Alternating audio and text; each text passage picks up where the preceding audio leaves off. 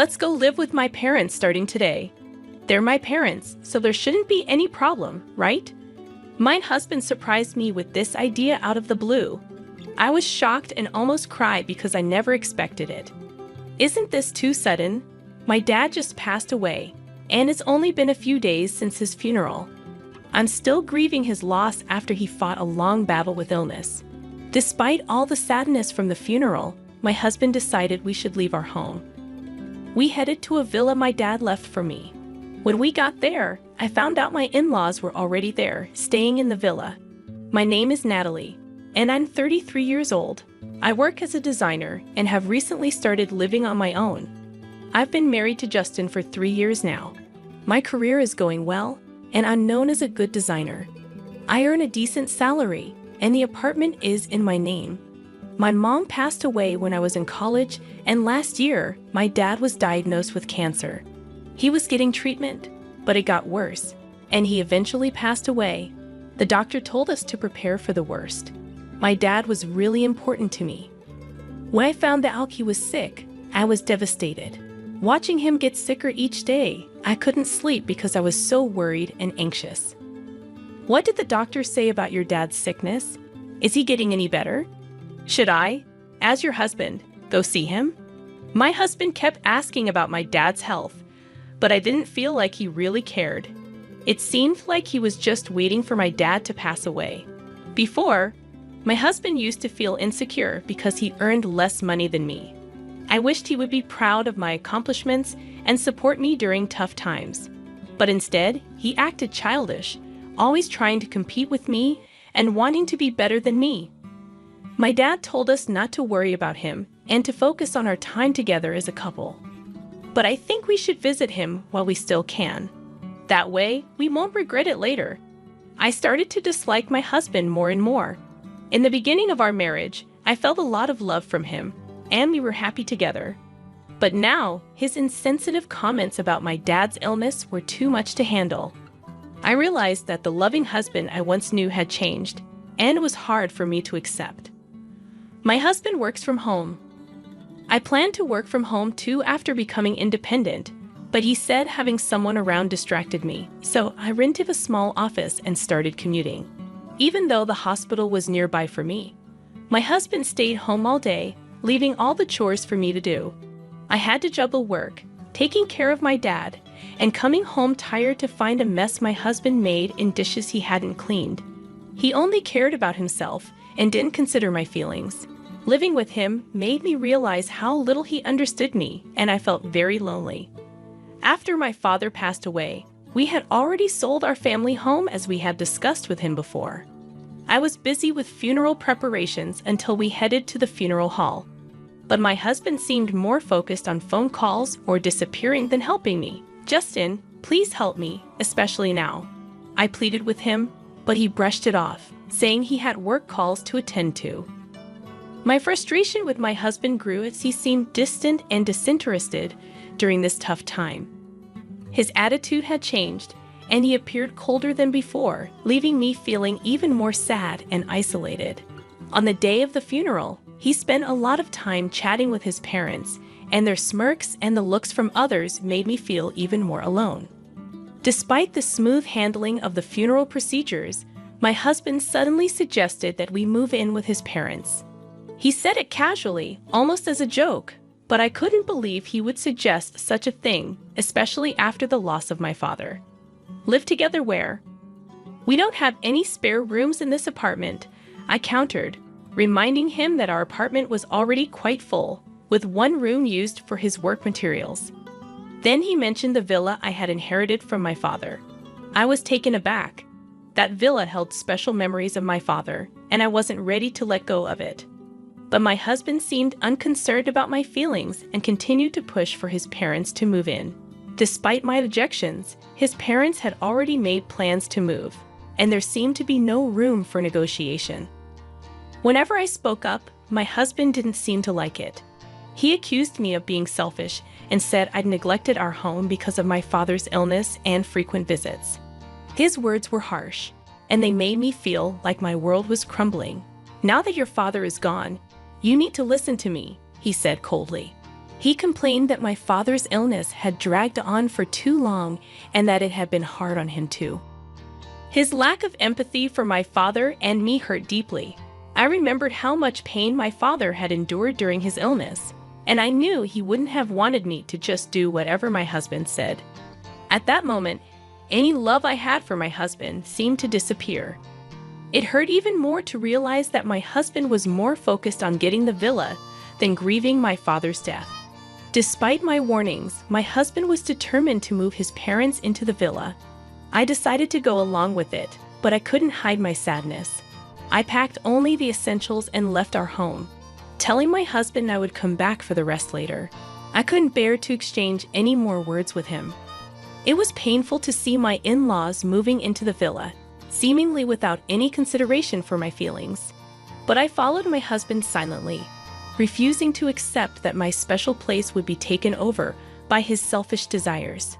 Even though it's technically called a villa, it's just a regular house by the sea, located in a normal neighborhood where people lead ordinary lives. But it's conveniently close to the city center, and the land it sits on is valuable. As I stepped out of the train station, memories of my childhood flooded back. I remembered when my mother was still alive, and after I fell asleep on the train, my father would carry me home on his back. The sight of the familiar scenery brought back those bittersweet memories. When we got to the villa, my in-laws were already there. I felt suspicious because it seemed like my husband had secretly given them a key without telling me. The idea that they had planned to move in without anyone knowing made me even more uneasy. Inside the villa, my in-laws seemed excited about their future life there. They admired the sturdy furniture my father had chosen, which had a slightly different European style, probably influenced by my mother's taste. They couldn't stop praising the villa, saying how perfect it was and how lucky they were to live there now instead of our cramped apartment. They seemed to completely overlook the fact that my father had passed away and only saw the villa as a luxurious house. My husband joined in with their insensitive comments, laughing as they toasted the move with beers. I sighed deeply as I prepared some snacks, feeling frustrated and alone. As I observed my husband and in-laws, memories of precious moments with my parents at the dining table felt tarnished. Despite my discomfort, I decided to keep my feelings to myself and endure the night. However, the next morning, the peaceful atmosphere of the villa was shattered by my mother-in-law's loud scream. I quickly realized something must have gone wrong. As I woke up, I saw my father-in-law and husband fussing around, while I took a moment to reach the source of the commotion.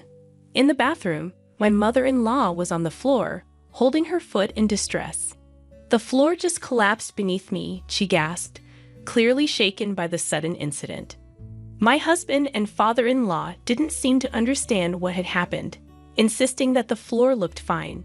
They checked the spot she pointed to, but the floorboards appeared smooth and undamaged.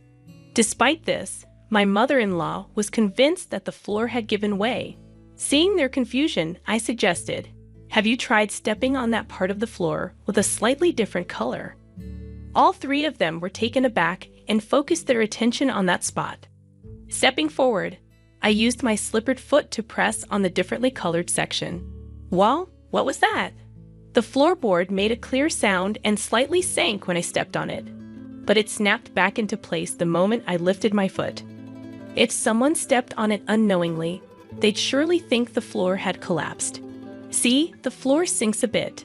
It's kind of like a trap. Wait, that's dangerous. Is there something wrong with this house? My explanation seemed to surprise and worry them. I calmly clarified, "It's not a problem with the house. My father intentionally installed it like this." "Why on earth would he do that?" they asked, puzzled. "It's a feature of what you might call a mechanical mansion or a trick house. You see, my father was a big fan of ninjas. This villa was his pride and joy, and he loved adding all sorts of clever mechanisms to it. As a child, I often watched him work on the house, adjusting its mechanisms or adding new ones. That's why there are traps and clever mechanisms all over the villa. A shelf you shouldn't touch, a floorboard that drops when stepped on, a door that only opens in a specific way, hidden doors, and even secret rooms.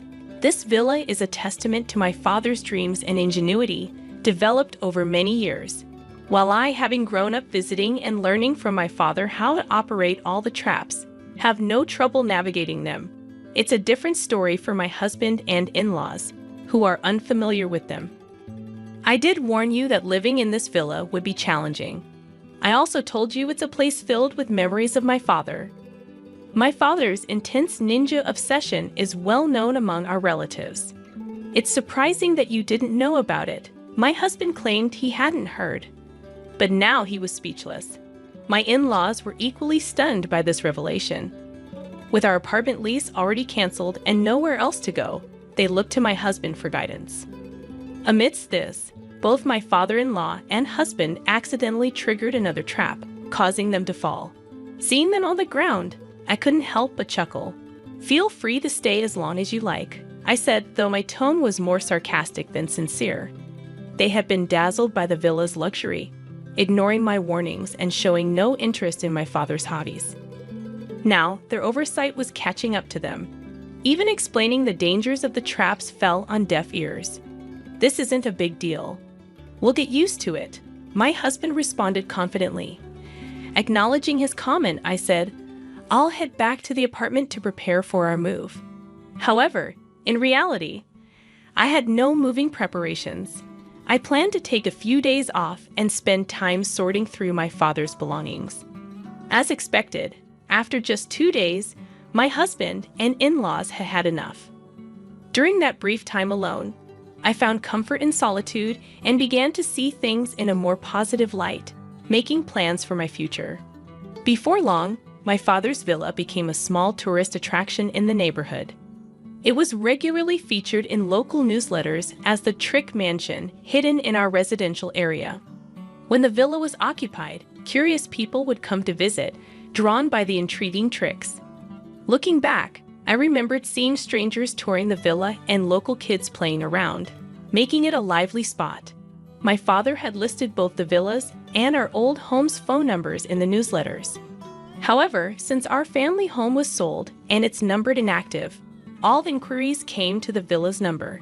Thanks to my upbringing, I was able to handle calls from foreign visitors who didn't speak our language, but my husband and in-laws couldn't understand foreign languages at all. On top of dealing with the stress of constantly worrying about the traps, they were also overwhelmed by unexpected visitors and handling calls in languages they didn't understand. Exhausted and sleep-deprived, they stumbled back to the apartment. Why don't we all live in this apartment together? Think about it. They had hoped for my father's passing to take over the villa, only to give it up after just 2 days. Instead of offering them tea, I handed my husband the divorce papers, already filled out and stamped. "There's no way we can live together from now on.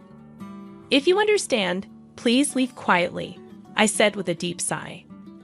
My main reason was that I couldn't forgive him for disregarding my feelings and acting insensitively without discussing it with me or giving any explanation. My husband had made the decision for us to live with his parents, and he had never shared household responsibilities with me before. He left all the chores to me and seemed indifferent to my feelings. He acted selfishly and secretly decided to move in with his parents. I couldn't see myself continuing to live with someone like that. "What happened? You used to love me, right?" My husband's question, filled with his usual cluelessness, made me laugh. "Do you think I could love someone who wished for my beloved father's death and would rejoice when he passed?" I handed him the divorce papers and drove the 3 of them out of the apartment. "First of all, this is my apartment. If anyone has a problem, it should be you leaving." My husband raised his voice, not caring about the neighbors, but I stayed calm. "Natalie, I'll call the police for trespassing. If you don't want that, leave quietly. Remember, this apartment is under my name." Their silence followed my words. They depended on me financially and had little of their own. However, I had already decided to cut ties before they could try to persuade me otherwise. Neither my husband nor my in-laws had much in savings. After being kicked out of the apartment and unable to return to the villa, they now live in a cheap, low-quality apartment and are struggling to make ends meet. The previous apartment was better, This was a sentiment my husband and in-laws often repeated. At first, my husband felt guilty and apologized frequently. However, as time passed, he became increasingly resentful of his parents. They were rarely able to hold down jobs due to their age, and when they did work, it didn't last long. Eventually, they depleted their savings and pension with each move, leading to constant arguments and a strained family relationship. The walls of the apartment were thin, so their daily quarrels were easily heard by neighbors. Even when they received noise complaints, they didn't apologize. Instead, they reacted defensively, causing them to become disliked by their neighbors. It seemed like they might need to find a new place to live soon. While my husband used to enjoy working from home, the current apartment didn't provide the luxury of a dedicated workspace. Unable to focus on his job, his reputation and sales suffered. Now, he barely makes ends meet with a late-night convenience store job and may need to consider taking on multiple part-time jobs. The in-laws realized their biggest mistake was allowing their son to control their decisions. In their frequent arguments, my husband and in-laws often blamed the villa's traps. "If you had been more responsible, we wouldn't be in this situation. You should have checked properly. Don't blame me now. She's the one who kept important things secret. Shut up. If you had communicated properly with your father, this wouldn't have happened. I never imagined we'd end up like this because of our son." Yet they had always wished to inherit the villa and were overjoyed when my father passed away. I will never forget that. After the divorce, I made significant strides in my career as a designer. To cope with my father's death and all these events, I created designs incorporating ninja elements and shared them on social media.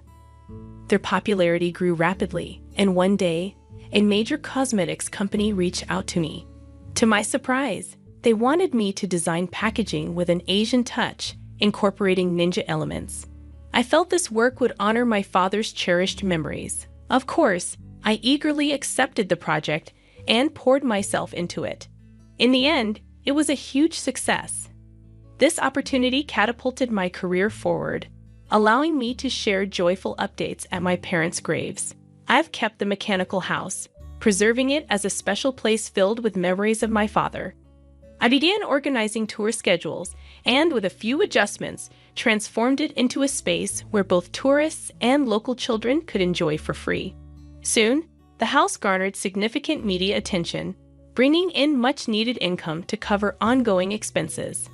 Additionally, online articles about the house were translated into foreign languages, garnering support from international fans, including elderly individuals who shared my father's passion for ninjas.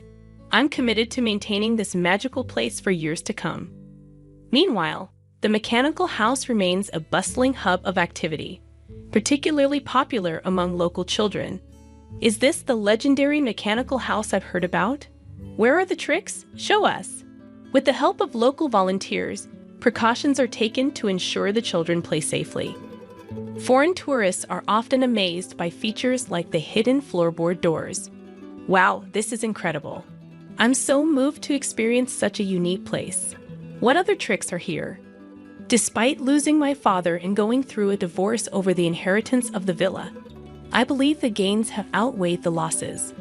The villa has transformed into a memory-filled destination shared with loved ones. Personally, I've undergone a profound transformation, moving forward with renewed optimism and hope. Do you want to take a shower together? A shower? What the hell are you thinking? Of course, that's not okay. Why do you say it's not okay? Do you even need to ask? It's obviously not okay.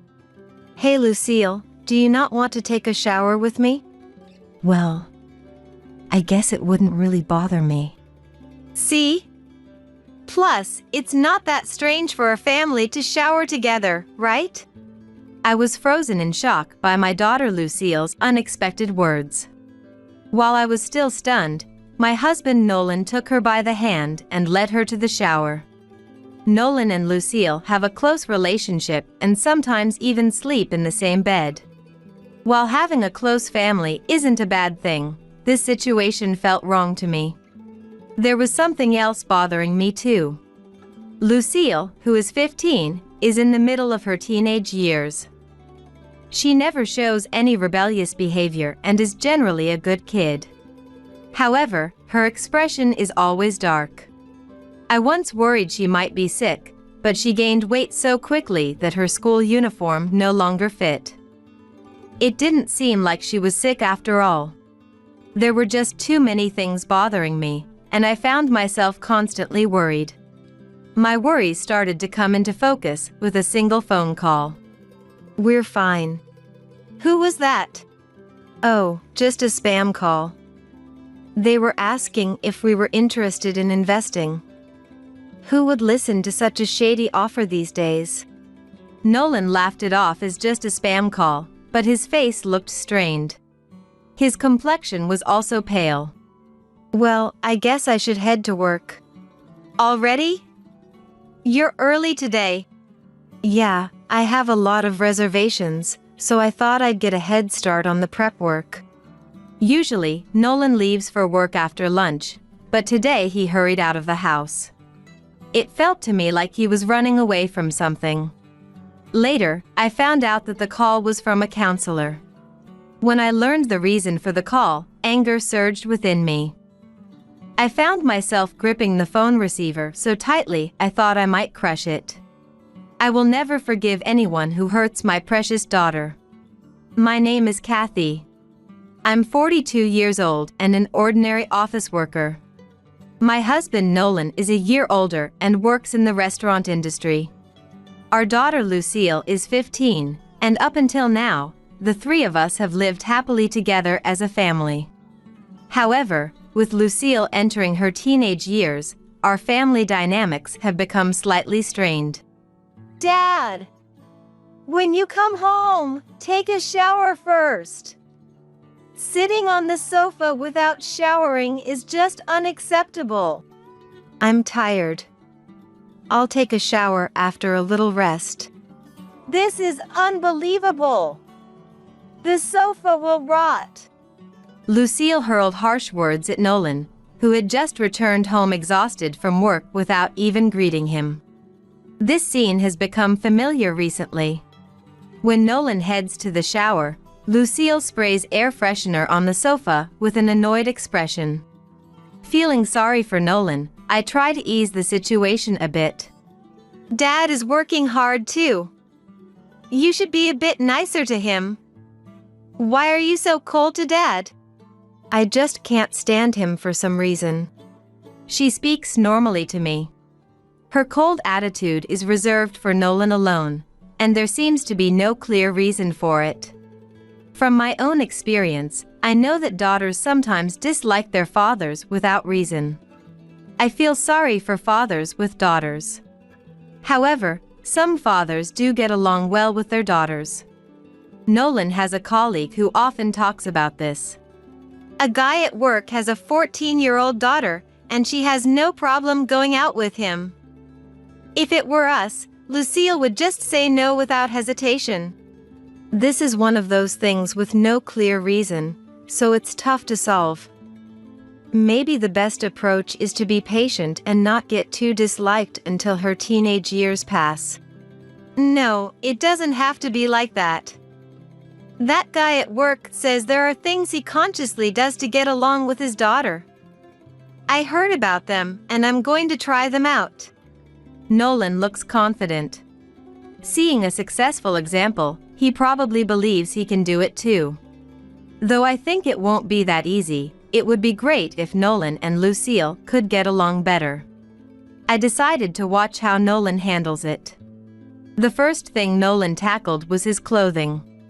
His work attire is denim jeans and a black shirt, with a bandana and apron at work. Since his work clothes are similar to casual wear, he often wears the same denim and black shirt on his days off because it's comfortable. Realizing this wasn't helping, Nolan decided to stop wearing his work clothes outside of work and started buying new clothes. Additionally, working in a restaurant means he often smells like food at the end of the day. So, He started paying more attention to personal hygiene than before. Nolan also heard from his colleague that maintaining a regular routine is important. Oh, you're up quite early today. I've decided to wake up at the same time as you too. Are you sure you can handle it? You work late into the night. It's fine. Give me the same breakfast as you. Seeing him at the breakfast table in the morning was unusual. His job kept him working late, starting in the early afternoon, so he was usually still asleep when I left for work and Lucille went to school. However, this routine was reducing his communication with the family and possibly giving Lucille the impression that he was a late riser. To counter this, Nolan started waking up early to join us for breakfast. Nolan made various efforts like this. Seeing how hard he was trying, I began to hope that he might actually manage to get along with Lucille. It's disgusting. Reality can be harsh. Lucille dismissed Nolan's efforts to bond with her as gross before heading off to school. I worried that this might have crushed Nolan's spirit. Even this isn't working. What else can I do? Maybe I should ask for more advice. Nolan muttered to his toast, seemingly undeterred. Seeing him trying so earnestly, I felt I needed to do more than just watch. I wanted to help. After all, a harmonious relationship between parents and children is ideal. Let's keep trying a bit longer. I'll help too. Thank you. Let's strive to be a closer family. With renewed determination, Nolan took a big bite of his toast, which he had been talking to as if it were a confidant.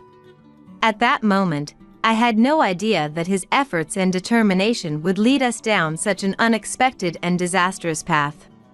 Together, we began implementing a plan to improve Lucille's feelings towards Nolan. My first step was to show more affection towards him. Apparently, when children see their mothers getting along well with their fathers, it can sometimes improve their relationship with their fathers as well. Honey, I'll get dinner ready, so go take a shower.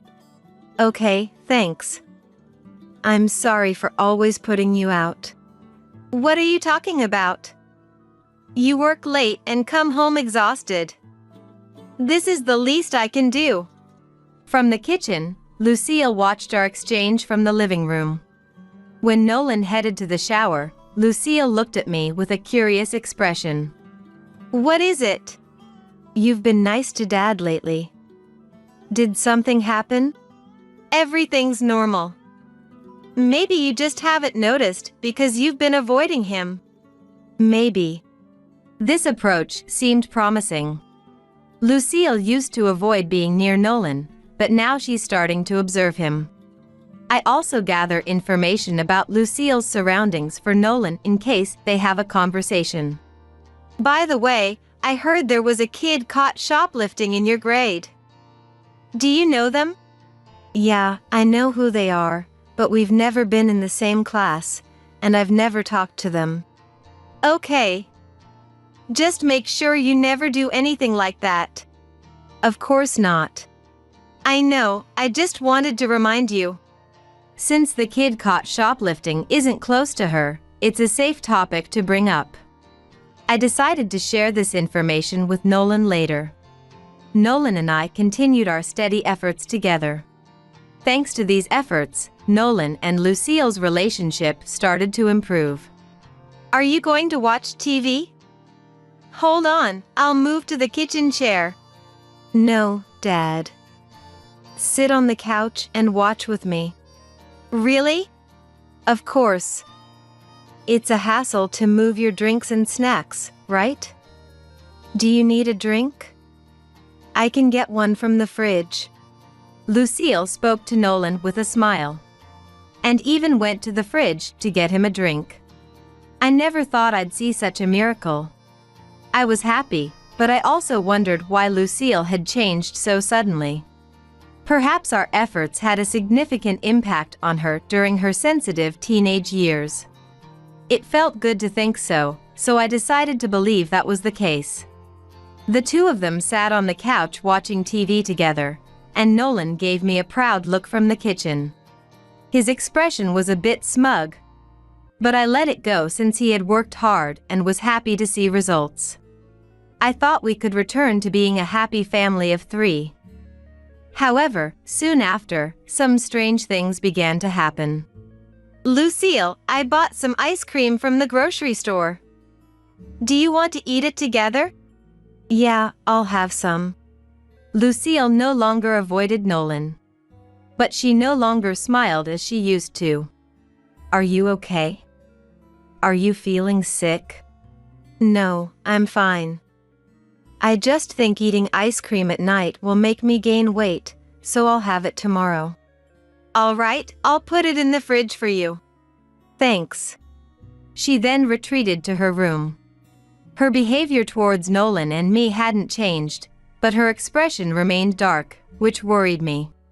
"Hey, lately Lucille's been acting strange. Have you heard anything?" "She mentioned she's stressed about school." "Maybe that's it." "She has worries? Hasn't she told you?" "If she hasn't mentioned it, I don't feel right being the one to tell you." "But I'm the only one left out." "She'll probably tell you herself soon. Just give her time. I'll handle it until then." I felt a mix of agreement and dissatisfaction with Nolan's words. However, given Nolan and Lucille's improved relationship, I decided to trust him. "Okay, I'll go talk to her now." Nolan carried a tray with 2 ice creams and juice, looking confident as he headed to her room. Shortly after he left the living room, I heard a door close. It seemed he was allowed into her room, which was a significant improvement compared to the days when she would hurl harsh words at him for sitting on the sofa. Yet, I still hadn't been confided in about her worries. It felt like my role had reversed with Nolan's. Having no other option, I decided to quietly take a shower and go to bed. The next morning, a minor commotion occurred. When I woke up, Nolan was not beside me. Assuming he was up early again, I went to the living room. But he wasn't there either. Nor was he in the bathroom. Wondering where he had gone, I heard the sound of Lucille's door opening. Last night, Lucille had talked with Nolan, so she might know something. "Lucille, do you know where Dad is?" "What?" "I'm here." "Where were you?" "I slept in Lucille's room. Last night, she got anxious while we were talking and asked me to stay with her." "Lucille, is that true?" "Yeah, it's true. It's embarrassing to admit I couldn't sleep alone like a kid. Don't say anything more about it." Lucille quickly got ready and left for school without eating breakfast. Her expression remained dark. Although Nolan listened to her, it seemed her worries weren't resolved. Lucille's worries were concerning, but there was something even more pressing on my mind at that moment. "You know, no matter how anxious Lucille was, I think it's inappropriate for you to sleep together. She's 15 now." "I get it. But last night she was so anxious, she was almost in tears asking me to stay with her. I couldn't refuse." "Did that solve her worries?" "No, not yet. She might still have trouble sleeping alone." "Are you planning to sleep with her every time she asks?" "Are you suggesting I ignore Lucille when she's anxious and asking for help?" "All right, if it's necessary, then it can't be helped. But can you sleep in our bedroom instead of hers?" "Got it." I felt like I was worrying unnecessarily. However, leaving Nolan and Lucille alone in a room seemed wrong, so I proposed the compromise of sleeping together as a family. From then on, about once every 3 days, Lucille would come to our bedroom, and Nolan and Lucille would sleep in the same bed. Though I didn't know what her worries were, it was clear they wouldn't be solved just by sleeping together. "Good morning. Breakfast is ready." "Thank you." Despite some time passing, Lucille's expression remained gloomy. Her attitude towards us hadn't changed, it was still sincere. Since only her expression was dark, I wondered if she was sick. However, her appetite hadn't decreased. In fact, she had gained weight recently to the point where her uniform no longer fit. It seemed unlikely she was ill, though her skin had become rough. "Have you gained weight? Your skin is breaking out too. Are you eating too many snacks? Or is it a breakup?" I intended the joke to lighten the tension, but it seemed to cross a line. Lucille left for school after only a couple of bites of her breakfast. That was a mistake. It seemed I had even lost the ability to gauge my distance with Lucille. Speaking to the bread in frustration, I realized how much my position had reversed with Nolan's. Then, adding insult to injury, Nolan suggested something shocking to Lucille. "Lucille, want to take a shower together?" "A shower?" I nearly dropped the plate I was holding while washing dishes. I could barely tolerate them sharing a bed, but a shower was too much. "A shower? What the hell are you thinking? Of course, that's not okay. Why are you saying no to Lucille and me taking a shower together? It would make sense if Lucille didn't want to. Do you even need to ask? Of course it's not okay. Hey Lucille, do you mind showering with me?" "I don't really mind." See, Lucille and I are close now. And it's not that strange for family to shower together, is it? Stunned by Lucille's unexpected response, I felt my mind freeze. I couldn't think straight and was in a state of panic. Before I could react, Nolan took Lucille's hand and led her to the shower. The sound of the shower running echoed from the bathroom. Though Lucille had said she didn't mind, I couldn't accept it. I sat on the living room sofa, holding my head in my hands, questioning if this was really okay. After a few minutes of panic, my mind began to regain a bit of its calm. Thinking clearly, I knew this couldn't go on. "Honey, this really isn't okay. You can't shower with Lucille anymore." "But she said it was fine." "Even if Lucille says it's fine, it's not. Some things are just off limits." All right. No need to raise your voice."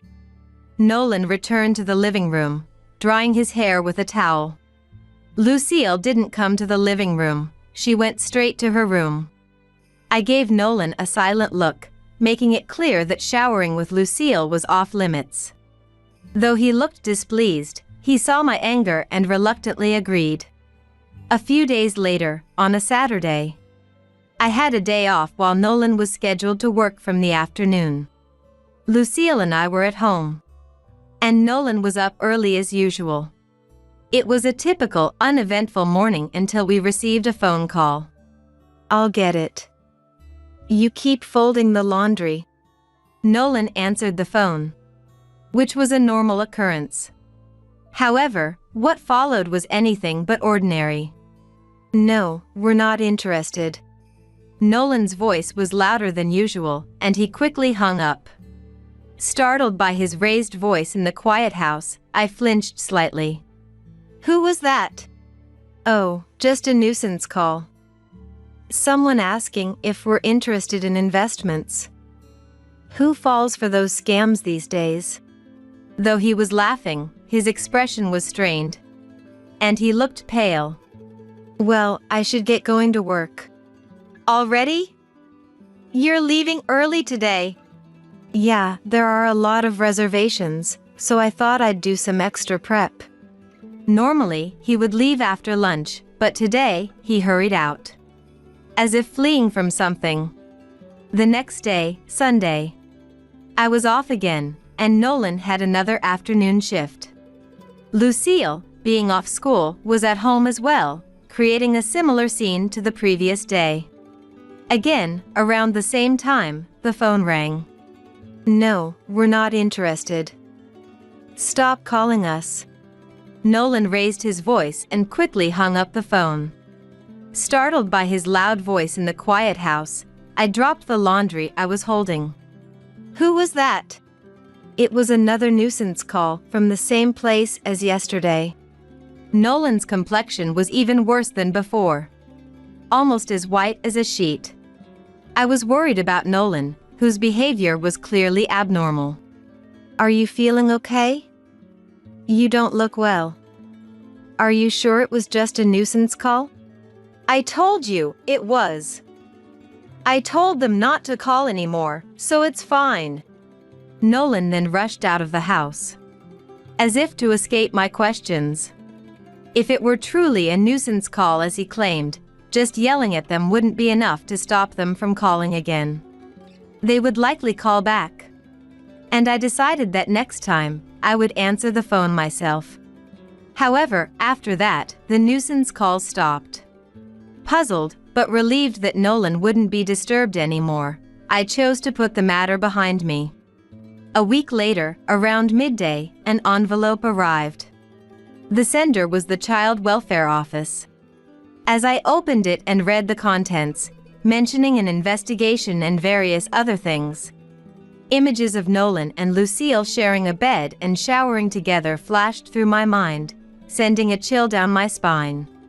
Perhaps someone heard Nolan bragging about his closeness with Lucille and reported it to the Child Welfare Office. But Lucille willingly went to Nolan's bed, and though they showered together once, I had stopped it immediately.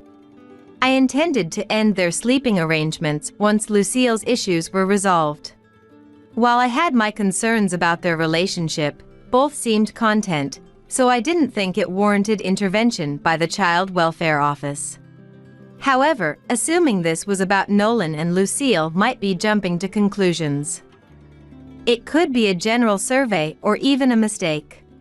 Regardless, it seemed prudent to contact them. Assuming it wasn't a serious matter, I called the Child Welfare Office, but I was soon confronted with a shocking truth. As I listened, anger welled up inside me, and I gripped the phone receiver so tightly I feared I might crush it. I would never forgive anyone who hurt my dear Lucille. That night, after calling the Child Welfare Office, Lucille and I sat on the living room sofa, waiting for Nolan to come home. Lucille's face bore a resolute expression, ready to say whatever needed to be said. This would undoubtedly be hard for her. But I needed her to muster her courage for this one moment. I'm home. I bought some pudding. It's from the grocery store, but would you like to share some?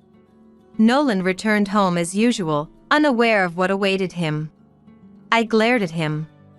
And the tense atmosphere between Lucille and me seemed to make Nolan realize something was wrong.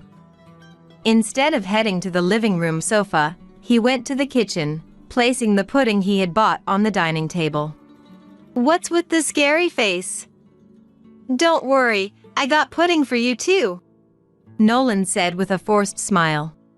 He seemed to understand the situation he was in but appeared to be playing dumb, unwilling to accept reality.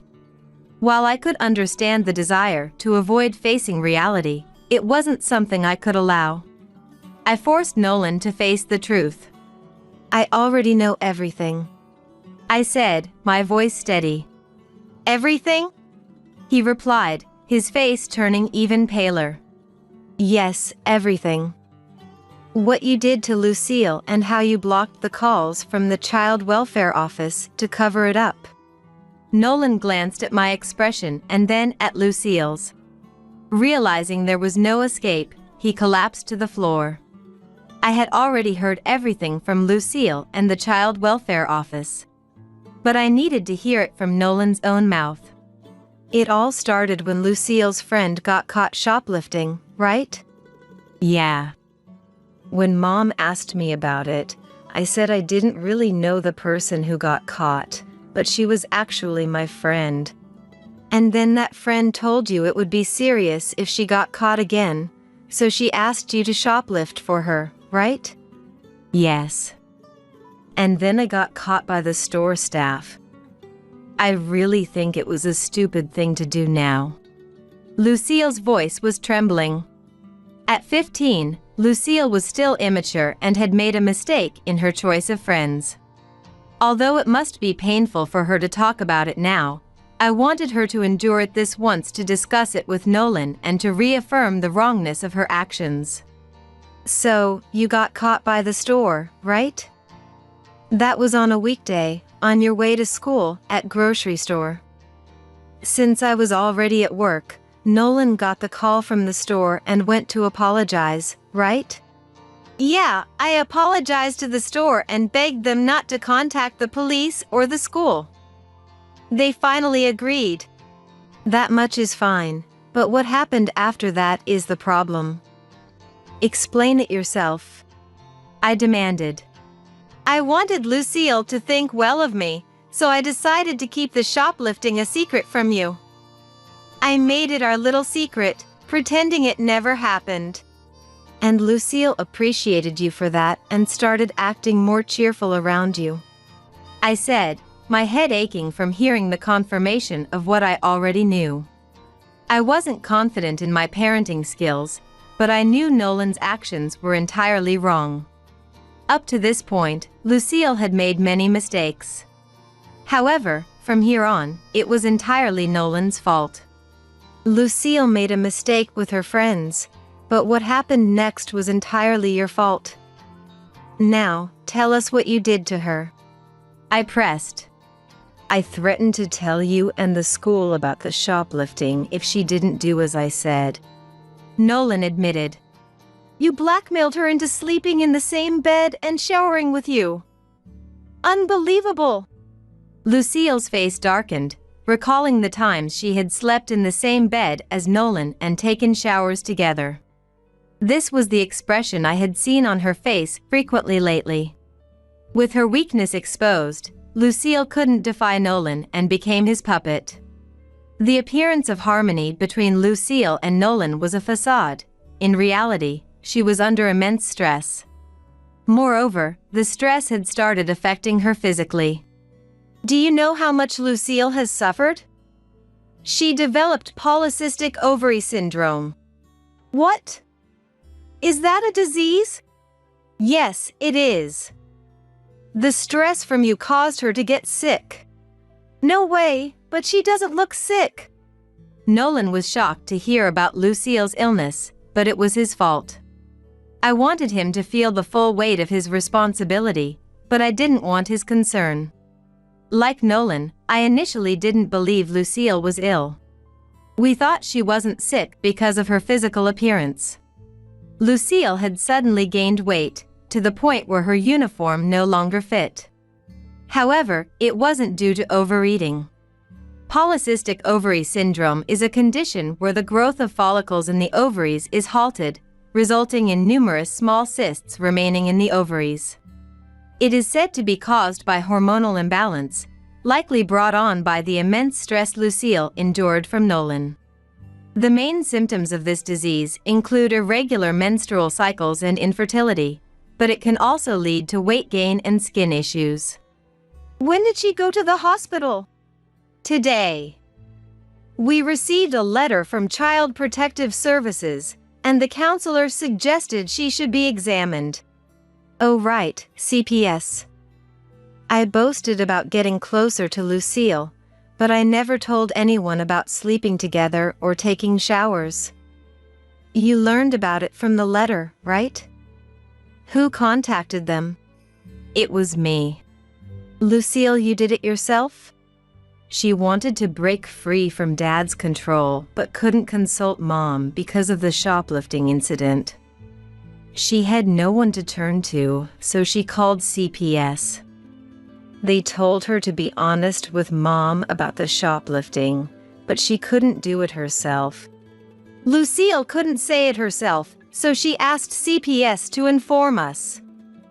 That's why we got the call when I was home over the weekend. But you answered the call and even blocked CPS from calling us again. What were you thinking? Blocking calls won't help. Well, but isn't it good for parents and children to get along? And the shoplifting was Lucille's fault to begin with. Don't say such foolish things. Yes, Lucille shoplifting was wrong. But it's also our responsibility as her parents. We must make her atone for her mistakes and learn from them. Nolan's misguided words pushed me beyond my breaking point. It was clear that I couldn't stay married to Nolan any longer. We're getting a divorce. Wait. Why divorce? Don't say you don't know the reason. How can you think we can continue being a family after hurting Lucille so badly? Well, pack your things and leave, will you? Nolan stood up weakly and walked out of the house. After that, Nolan and I divorced. I reported to the counselor that we had divorced, I had taken custody of Lucille, and Nolan was prohibited from contacting her. I thought that would be the end of the issue with the counselor, but it wasn't that simple. Nolan had been inappropriately close to Lucille when they slept and had even washed her in the shower. This was reported to the police as potential sexual abuse.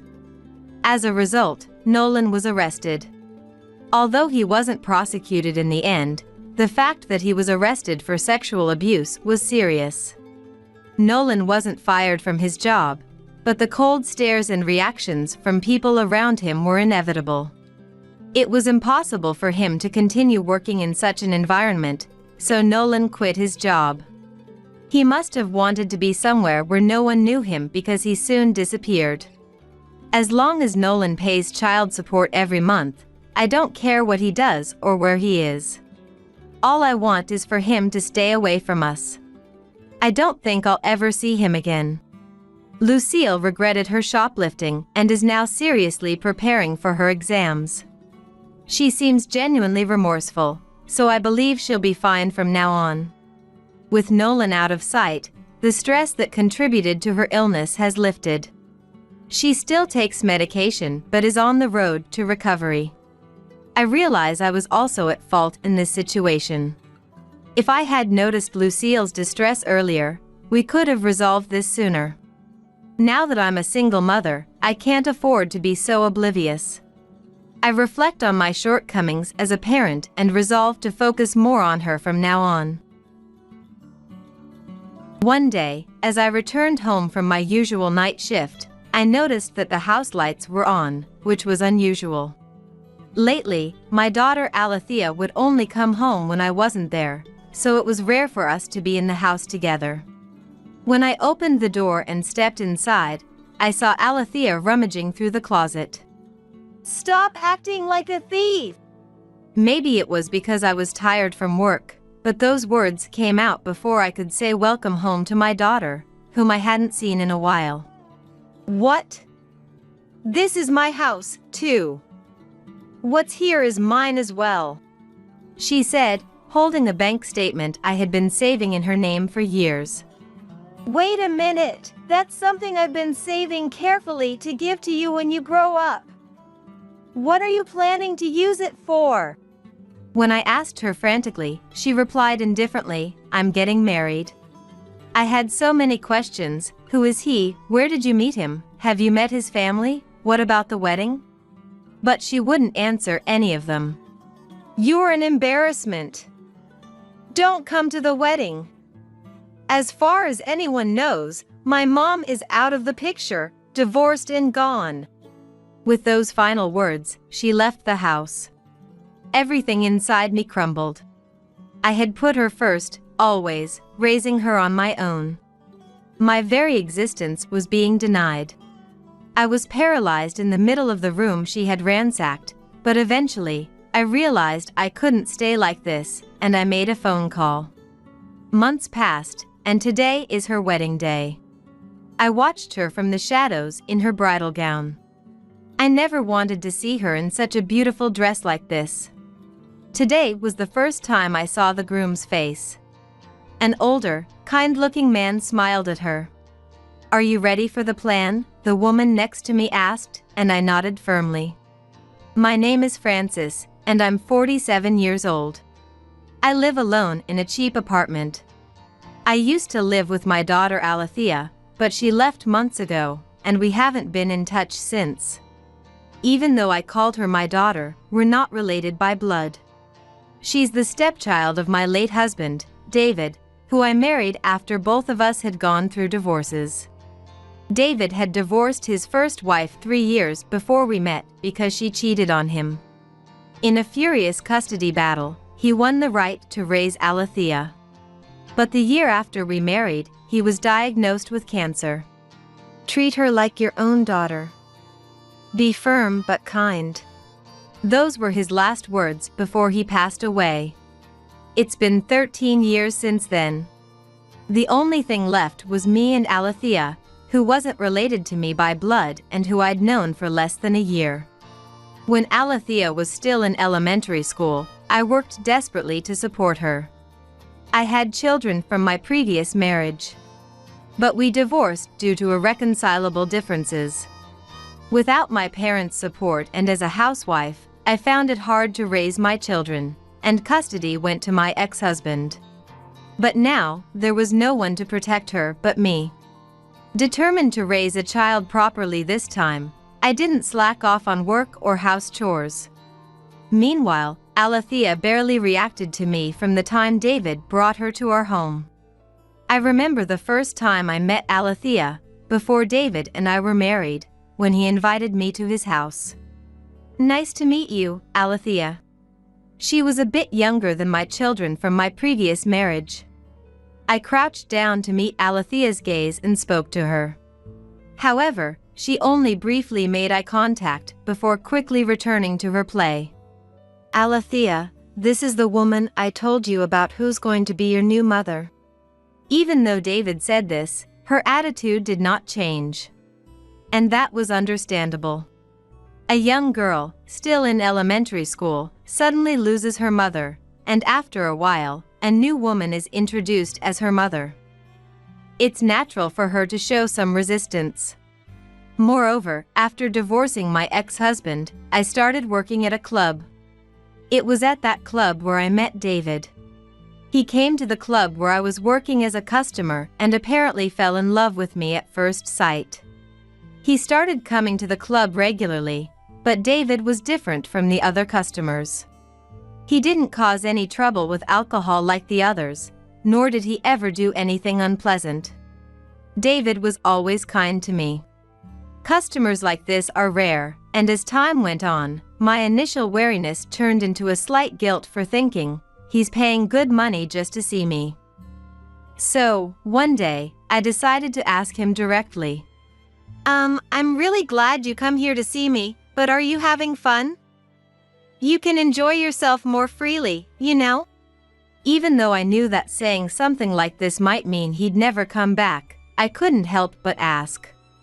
No, I come here because I want to see you, Francis. Is that so bad? David said this, his cheeks slightly blushing with embarrassment. I couldn't believe he was lying, and I was genuinely happy that he enjoyed our conversation so much. Gradually, I started looking forward to seeing David as a customer and eagerly awaited his visits to the club. Several months passed since he began visiting the club regularly. I want to date you with marriage in mind. One day, he came to the club as usual, but this time, he brought a bouquet of flowers and said those words. I was surprised by the sudden proposal, but that very day, I decided to quit the club. From the time he began visiting the club, we both knew about each other's past divorces, and I knew that David had taken custody of his daughter. I genuinely wanted to be a proper mother this time. That's the story of how we ended up together. I wasn't sure how much David had explained to Alethea or how much she understood, but I knew she probably didn't think well of me. Even though I had quit the club when we became a couple, club work was still club work. I had come to feel a sense of pride in my job, but I understood that most people wouldn't get it. Still, I wanted Alethea to gradually accept me as her mother, so I was determined to make an effort. However, 1 year later, David passed away. When he died, to support Alethea on my own, I returned to the club I had once quit. From then on, to solidify my resolve to be Alethea's mother, I started calling her Allie. Allie. It's dinner time. When I first called Alethea Allie, she looked surprised for a moment. But that was her only reaction, and my plan to get closer to her as a mother didn't seem to touch her heart. Alethea, who had already struggled to fit in at school, completely stopped attending after David's death. However, after starting junior high school, Alethea began to stay out all day and night, hanging out with friends I didn't know where she met. She never consulted me about anything. As her mother, I gently advised her that what she was doing wasn't good for her, but her resistance grew stronger, and it often turned into arguments. Whenever there was an opportunity, Alethea would say to me, "You're not my biological mother." Whenever she said that, I couldn't say anything more. Indeed, although I had officially become Alethea's mother, we still hadn't become a real family. David's death happened just when we were starting to slowly become a family of 3. Even I didn't know how to spend time with Alethea after suddenly becoming her sole caregiver. Even so, as I began to feel sad about her words, I thought that perhaps I was gradually becoming her mother in spirit. The time Alethea and I spent together at home gradually decreased.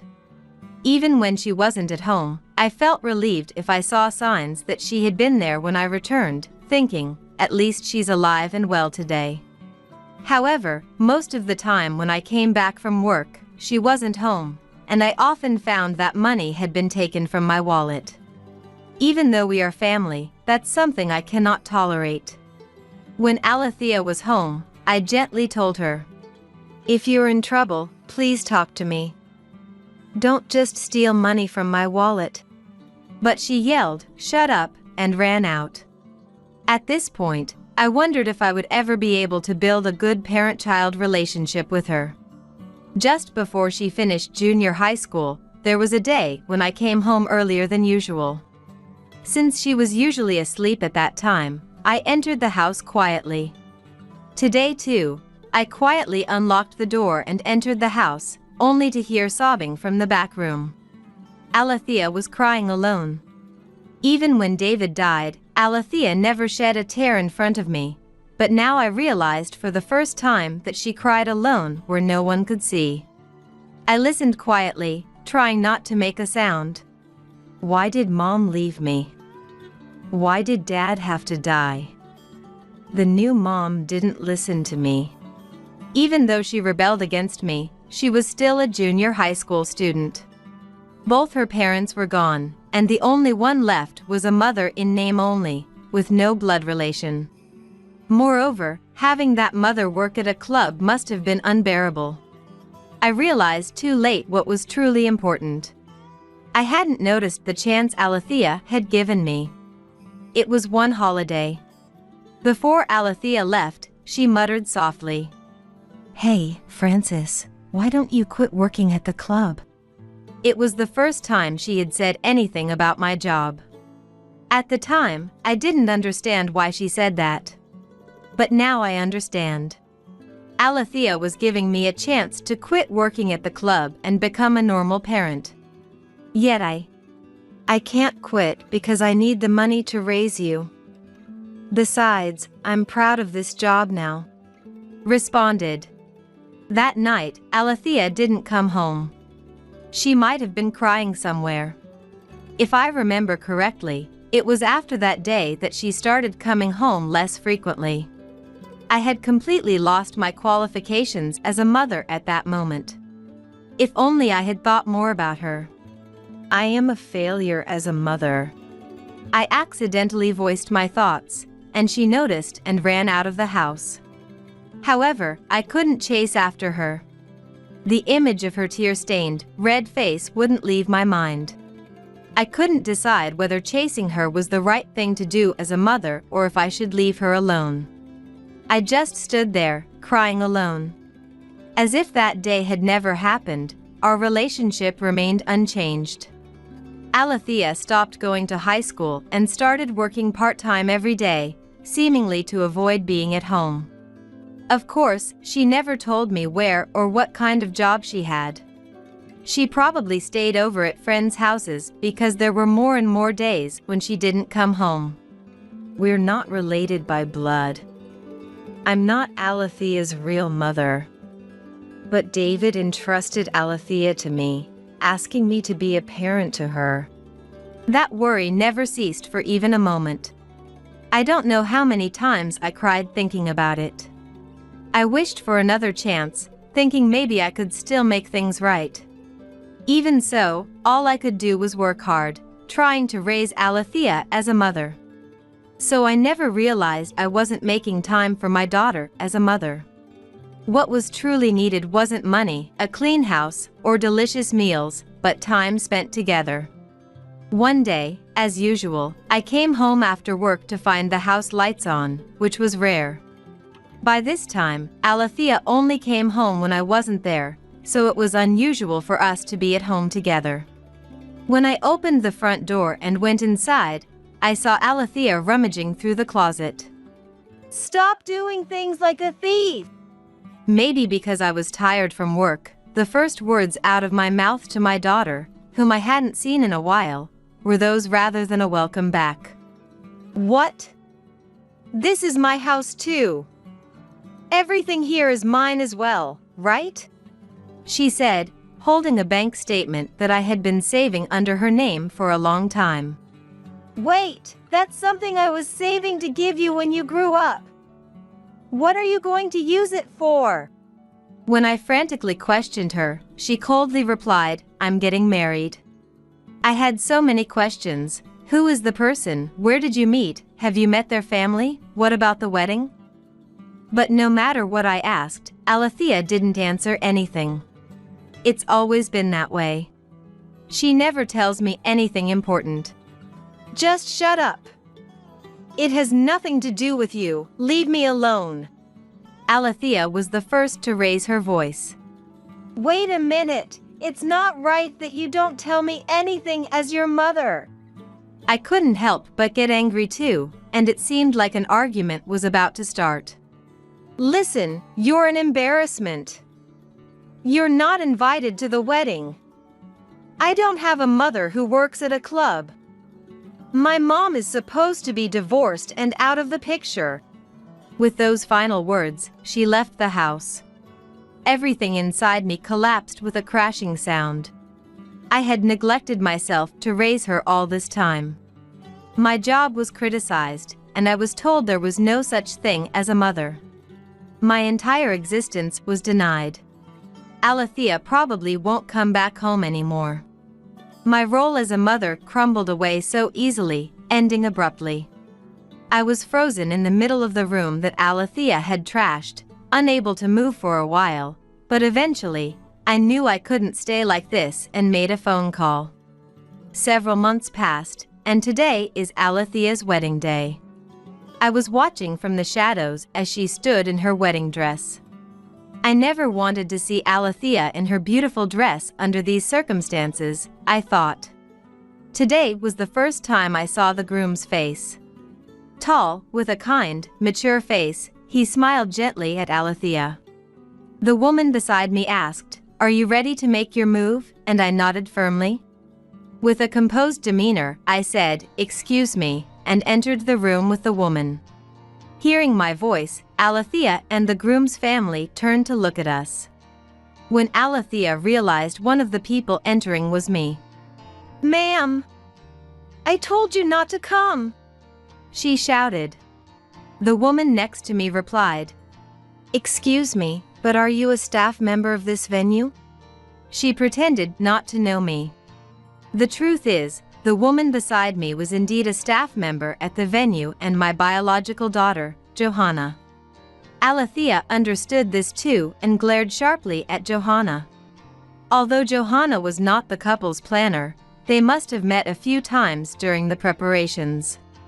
Now, for the first time, the two sisters who had never met were glaring at each other. Even after my divorce from my ex-husband, my relationship with Johanna remained good, with occasional phone calls and meeting once or twice a year. The day Alethea left home, The person I called was Johanna. I told her all about the incident with Alethea on the phone. Even after the divorce, Johanna continued to treat me as her mother. After my divorce from my ex-husband, I worked hard at a job at a club, which I now enjoy, but it was very tough at the time. With my ex-husband having custody, I felt I no longer had the right to see Johanna, so I spent my days just going back and forth between the club and home. Maybe I wanted to forget about Johanna quickly.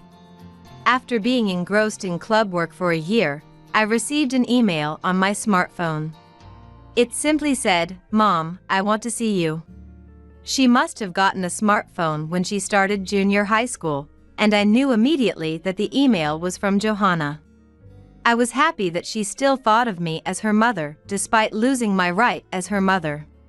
However, I lacked the confidence to meet her, thinking I didn't deserve it, so I couldn't reply to her email for a while. After exchanging a few more emails, we decided on a date and place to meet, and it was really going to happen.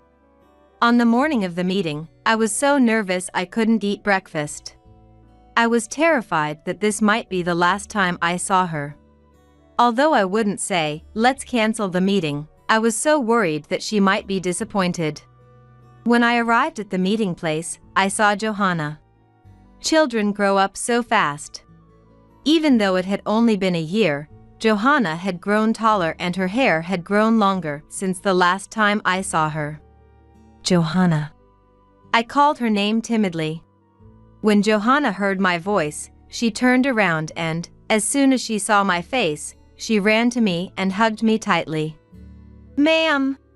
I felt my grown-up daughter in my arms.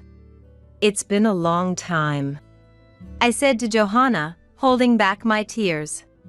"Ma'am, I missed you so much." Just those words melted away all my worries. We entered the cafe while chatting, and I ordered Johanna's favorite parfait and orange juice, along with my coffee. Johanna talked a lot about her current life. Her ex-husband is still working as usual, and Johanna handles more than half of the housework. Her mother-in-law also comes by regularly to help with chores. Johanna is passionate about cooking and proudly told me that her specialty is meatloaf. Although she divorced her ex-husband, she didn't come to hate him as a person. She believes that her ex-husband will take care of Johanna until she fully grows up. On a whim, I asked Johanna what she thought of me. "After I divorced your father, Johanna, you lost your mother, and I know this past year alone has been really tough for you. I came prepared to hear that I no longer deserve to be called your mother." As her mother, I shouldn't have been so weak in front of my daughter, Johanna. Yet Johanna smiled and began to speak slowly. "Dad and Ma'am decided to live separately, but that doesn't mean Ma'am stops being my Ma'am. I know that Ma'am cares about me. So let's continue to be mother and daughter in our own way."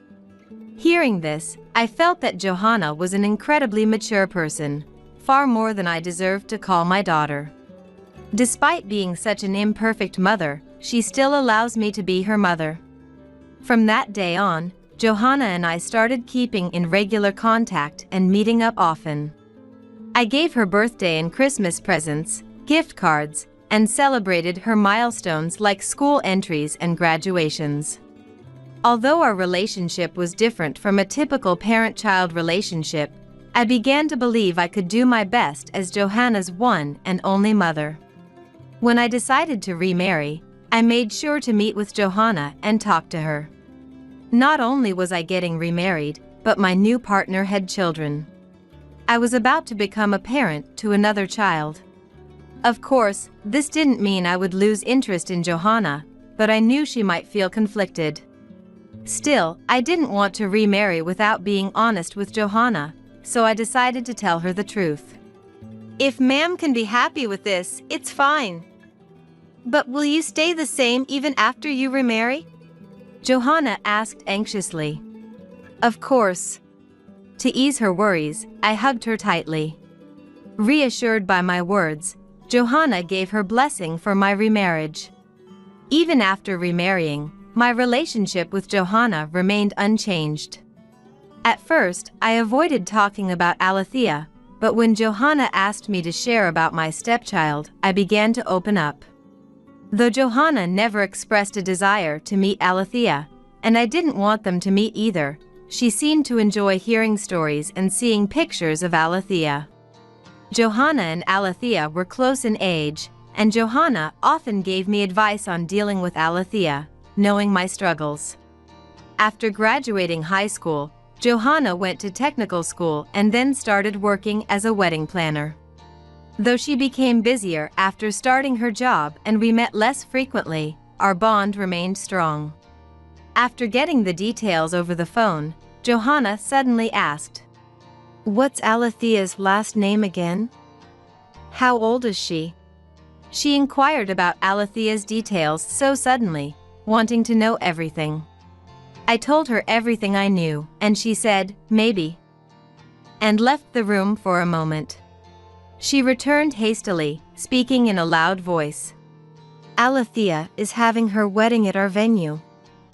My senior colleague is in charge." Then she added, "As your daughter-in-law, I can't give you the groom's information, but I have an idea," she said with a gleeful tone. Johanna's idea was to hire me as a temporary staff member at the wedding venue. "Is that really okay? It's my fault for not being able to become her mother in the first place." I was filled with anger at Alethea, but I also felt inadequate and pathetic, lacking confidence. "You've done enough. Alethea is old enough to be called an adult. We need to be strict this time," Johanna said, and I decided to go along with the plan. So I appeared at Alethea's wedding in the same suit as the venue staff. Seeing me suddenly appear as a staff member, Alethea was flustered. The groom, Hayden. "Mom? What does that mean? You said you were divorced and had no contact," asked. Hearing Hayden's words, Alethea stopped glaring at Johanna and hurriedly put on a forced smile for Hayden.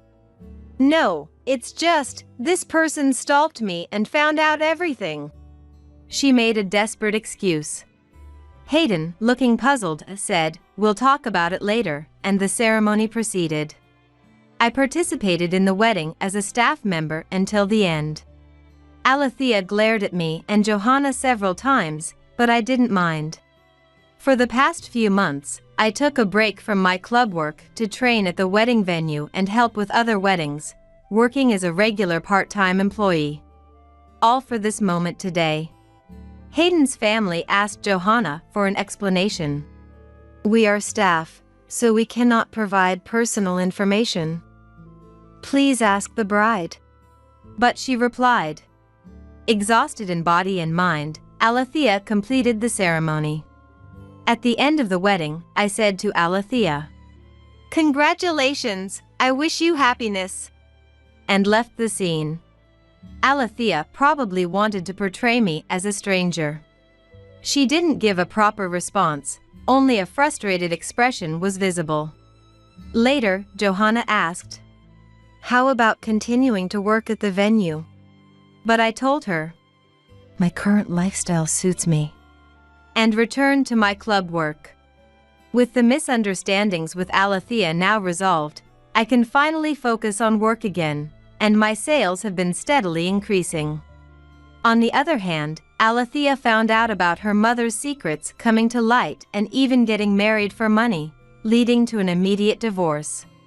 Later, Johanna told me that the wedding was far more extravagant than the average wedding. This meant that her marriage partner was quite wealthy. After the divorce, Alethea has been jumping from man to man, looking for someone to rely on, while moving from place to place. If Alethea had sincerely apologized and reached out to me, I would have accepted her as her mother, but it seems she absolutely doesn't want to rely on me. She has never come home or tried to contact me. Johanna and I have kept in touch regularly. Today, we were at the cafe where we reunited after a long time. Thank you so much for everything with Alethea. I'm a failure as a mother, no matter how old I get. I confessed to Johanna with a bitter smile. It's okay. You'll always be my beloved mom. Besides, I wanted to give you this. With that, she handed me her wedding invitation. My heart leaped at the thought of being able to attend as her mother. Get out if you can't pass the exam! Helen, my son's wife, shouted these harsh words at her son Timothy. Timothy, who was kicked out, don't worry. We will make sure you find happiness with us. My name is Barbara. I live with my husband Jacob, who is about to retire. Our only son Nicholas has a wife and a middle school-aged son. Nicholas's wife, Helen, is stunningly beautiful. And she also has a prestigious career. She graduated from a top university, got a job at a top company, and then left when she got married. I often wondered how such an elite woman ended up meeting and marrying Nicholas. But she said, "He makes me feel at ease." Nicholas is a laid-back and modest man, for better or worse. Helen, who worked diligently, never slacked off in household chores or childcare. Our middle school grandson Timothy excels in his studies and aims to get into a prestigious private middle school. He must take after Helen rather than Nicholas. However, focusing only on studies must be stifling. I often invite him to come over to our place. But Helen always says, "Barbara, he doesn't have time to slack off. If he takes a single day off from studying, he'll fall behind quickly." Helen won't let us. But, he needs to take a break sometimes. Timothy is still a kid who needs to play, and overdoing it won't be effective. What do you know, Barbara? I don't want him to end up like his father, who hasn't been successful. Hey, she's talking about my son, It seems Nicholas is still as laid back as ever. And despite his son's stifling days, he doesn't seem to help.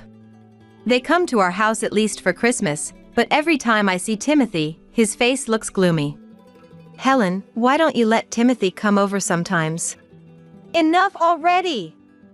If you're going to be this persistent, we won't come anymore. We only see them once a year, and now she's threatening to cut that off too? Nicholas, who always smiles foolishly, is not reliable. I can't help but sigh at Timothy's expressionless face, wondering if there's anything Jacob and I can do. Unfortunately, Timothy did not pass the entrance exam for his desired middle school. I felt a mix of disappointment and a bit of relief that things didn't go Helen's way. I went to Nicholas's house with a gift to console Timothy, but I was surprised. What? Are you already studying again? Timothy was sitting in the living room, facing his workbook. When he saw us, his face brightened up, but Helen's angry voice soon followed. Get back to solving the next problem quickly! Timothy's expression darkened again as he hurriedly returned his gaze to the workbook. The entrance exam must have been tough. Don't you think he should take a break? Barbara, the battle for exams continues until he gets a job. Timothy didn't get into his desired middle school, so he needs to get into an even better high school. He doesn't have time to slack off. Still, at least while we're here. You're too lenient. Barbara, you're too soft. In today's world, such leniency won't get you anywhere. Sigh. I will make sure he walks the elite path, just like I did. As my son, he must become a great man. He can't afford to stumble over something like an entrance exam. But failures are also necessary in life, What? Failures? Don't make me laugh. Failures are the most unnecessary thing in life. I will ensure Timothy walks only the path of success. I felt a strong sense of dislike to her. But I couldn't speak out strongly, so I could only exchange looks with Jacob. Holding the box of cake I had brought as a gift, I approached Timothy. Timothy, you're doing great. How about taking a break and having some cake? But just then, I said don't interfere with him. Helen's hand reached out, and the cake box flew through the air. Oh! The box fell to the floor in front of my surprised eyes. Of course, the cake inside was completely ruined. Helen, what on earth are you doing? It's Barbara's fault for interfering. Timothy, as a punishment, do 5 more pages of the workbook. Yes, Mom. Neither Jacob nor I could close our gaping mouths at Helen's harsh attitude and Timothy's submissive response. In the uncomfortable atmosphere, we headed home. Is Timothy going to be okay? Well, all we can do is watch over him.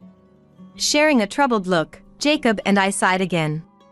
By the time Timothy faced his high school entrance exams, we couldn't see him at all. Even when I called to ask how he was doing.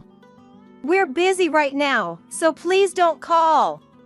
Helen's response was cold. Even when I called Nicholas, he just said, I've left everything about Timothy to Helen. Still the same. Once the exams are over, I'll make sure he has a lot of fun.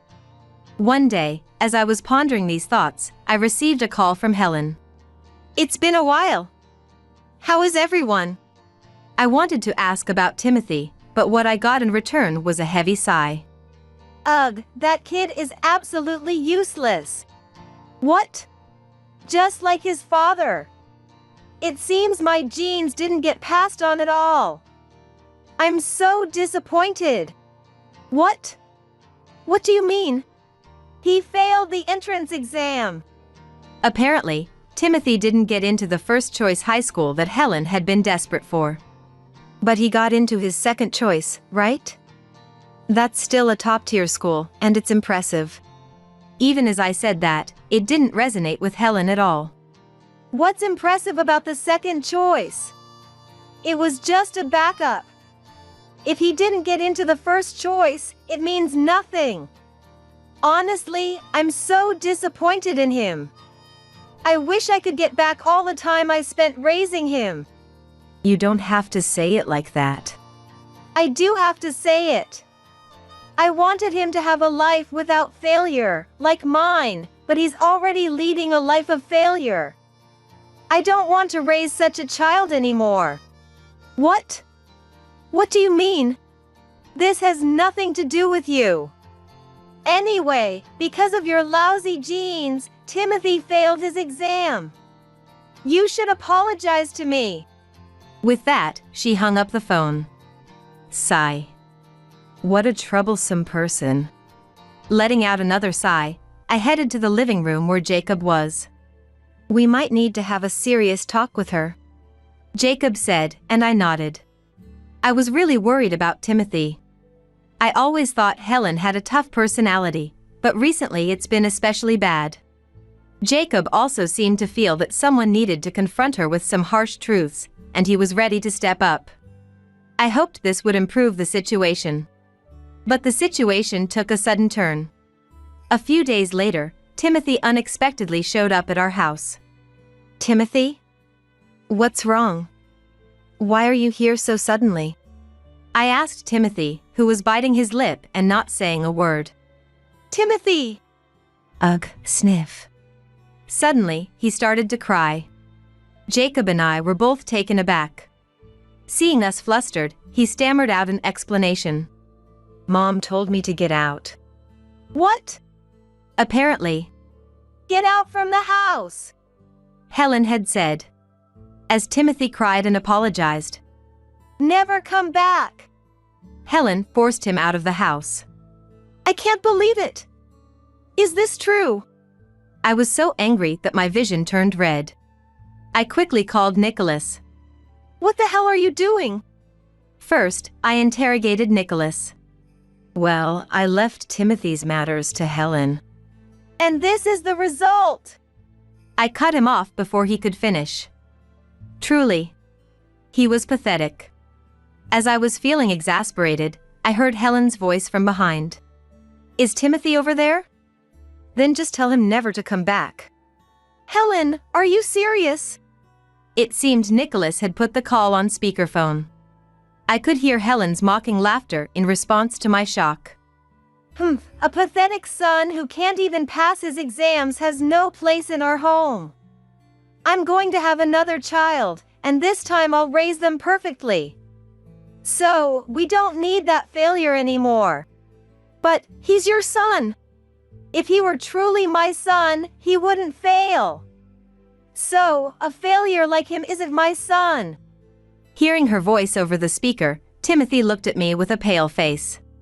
I'll send all of his belongings to you. What? Wait, are you serious? I don't joke about kicking my son out. If it's a bother, just send him to an orphanage or something. Anyway, that's that. Goodbye. Wait.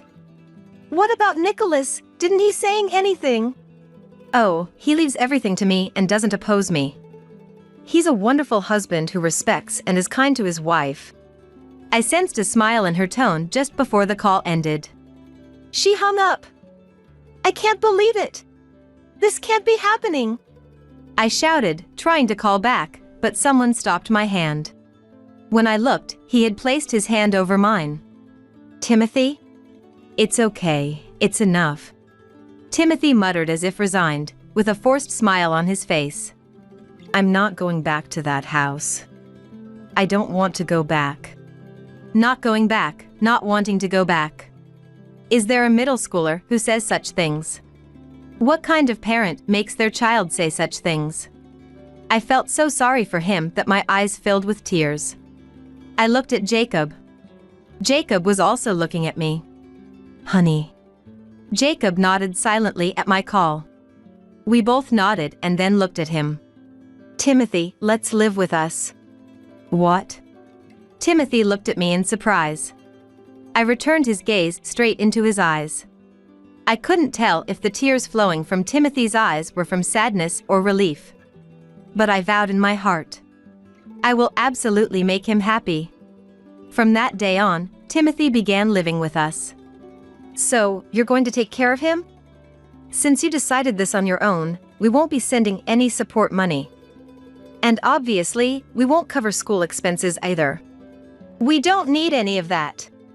I thought Helen might be at least a bit flustered when it came to Timothy moving in with us, but on the contrary, she seemed relieved. Great. I feel so much better. And Nicholas, as usual, was nonchalant. There was no way I would let Timothy go back to parents like that. The commute to his middle school was quite far, but fortunately, Jacob was still able to drive, which was a big help. The high school was closer to our house than Nicholas's. When I asked if he wanted to commute by bike, Timothy's eyes lit up. I can ride a bike. Apparently, Timothy, who had been deprived of play, had never even owned a bicycle. He eagerly practiced on the bicycle we hastily bought him, getting covered in scrapes, and by the time he started high school, he was riding it proficiently. He was an honest and considerate child. How could anyone have suppressed such a good kid? Initially, Timothy, who didn't even know how to play, was bewildered when he started high school, but he was blessed with good friends. Gradually, he opened up to those around him, and his smiles increased. The Timothy who once blankly solved problem sets under his mother's command was no more. It felt as though his youth had revitalized us, making us feel younger. Jacob, who had already retired, was now enthusiastically embracing his new purpose in life. He kept up energetically with him, who was full of youthful vigor, and seemed to have become more robust himself. One day, Timothy approached us with a serious expression. I have something to talk about, he said. Jacob and I exchanged glances, then sat down in the living room to hear what he had to say. I've found something I want to do, Timothy began. It seemed that through various experiences, he had discovered his passion. Jacob and I clapped our hands in joy, recognizing how wonderful this was. But to pursue this career, there's something I need to study at university, Timothy continued hesitantly. Ah, so that's it, he was worried about the costs. Indeed, our financial situation wasn't the best. Jacob was living on his pension, and Nicholas and Helen hadn't contributed a single cent, nor had they even kept in touch. Don't worry, we have enough savings to send you to university. Jacob reassured him. But a child shouldn't worry about such things. Just focus on making your dreams come true. Jacob insisted. Understanding Jacob's words, Timothy nodded firmly and said, "Thank you so much." with deep gratitude. From that point on, Timothy studied diligently. Eventually, he was accepted into his first-choice university. "Congratulations, Timothy," I said. "Thank you, Granny," he replied. A few years later, Timothy achieved his dream job. By the time he graduated from university, Jacob and I had become quite emotional and cried tears of joy. The days had been challenging, but they had truly shown since Timothy came to live with us. I felt that I had no regrets left, though I still wanted to stay healthy for as long as possible. Jacob and I were discussing what we should do next when it happened. They suddenly showed up. "Hey! Give Timothy back!" The ones who suddenly barged in were none other than Nicholas and his wife. "Oh my, it's been a while. You don't look like you've been well." In just a few years, Nicholas and Helen had changed drastically. Their faces were gaunt, their clothes shabby, and they both looked utterly worn out. What on earth had happened to them? "Mom, help us!" "Please, just give us something to eat." Nicholas and Helen each clung to me, pleading desperately. I let them in and made a simple pasta, which they devoured with startling speed. "Haven't you been eating?" "We haven't had enough to eat. We're out of money." "Why?" "The company went bankrupt due to the recession. The severance pay was meager. Unemployment benefits ran out quickly, and now we're jobless." "That's awful. You need to find new jobs soon." "If we could, we wouldn't be in this mess." Nicholas broke down in tears. "Didn't you save any money?" "No." I was appalled. Saving for emergencies should be a given. "From the looks of it, it's just the two of you? You said something about having another child." We couldn't. At least there wouldn't be another unfortunate grandchild like Timothy. "Helen, what about work?" "Huh? Why would I? There's no way I'm working." "You always said you were an elite. Finding a job should be easy for you, right?" "Listen, I'm a wife. My role is to support my husband at home. Why should I have to work?" "As a couple, you're supposed to support and help each other." "Nicholas is supposed to support me, not the other way around." I'm astonished. "Shut up, I don't need your opinion." "Where's our son? Where's Timothy?" Just as I was wondering what they wanted with Timothy, he walked in at the worst possible moment. "What? Dad, Mom. Timothy, you've grown into such a fine young man. You got a job, right?" Nicholas rushed towards the startled Timothy with a voracious energy. Helen, even more aggressively, grabbed Timothy's arm and shook him violently.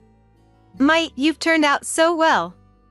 Wearing a suit means you got a job, right? Perfect timing, you can support your parents now." "Wait a minute, what are you two saying? You abandoned Timothy, and now you come back and expect—" "Shut up, Mom! We're just claiming our rightful parental rights. It's a child's duty to take care of their parents." "That's right, we raised you at least through middle school. You owe us for that." Helen's self-righteous declaration made me bristle with indignation.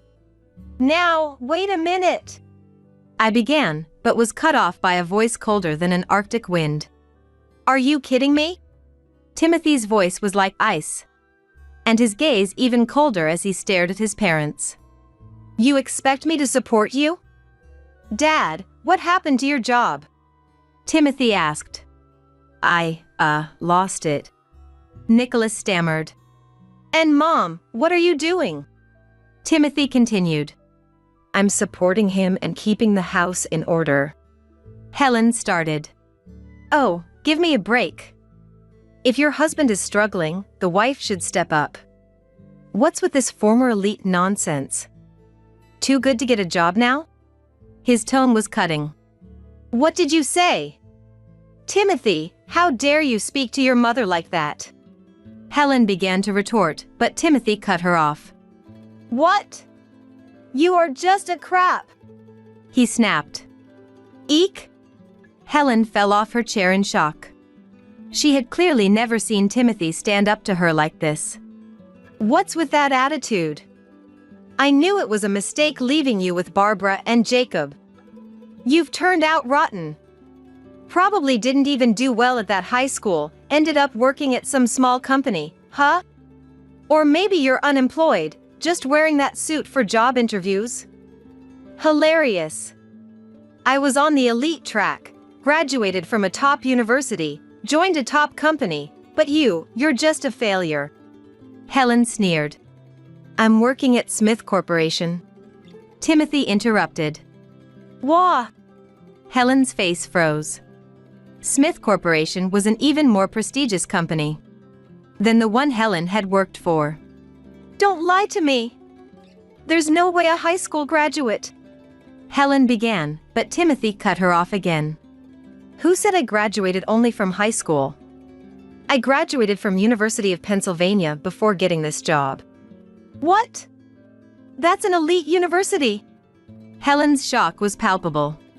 Timothy's voice turned even colder as he addressed his parents. "I owe everything to Grandpa and Granny who raised me with love.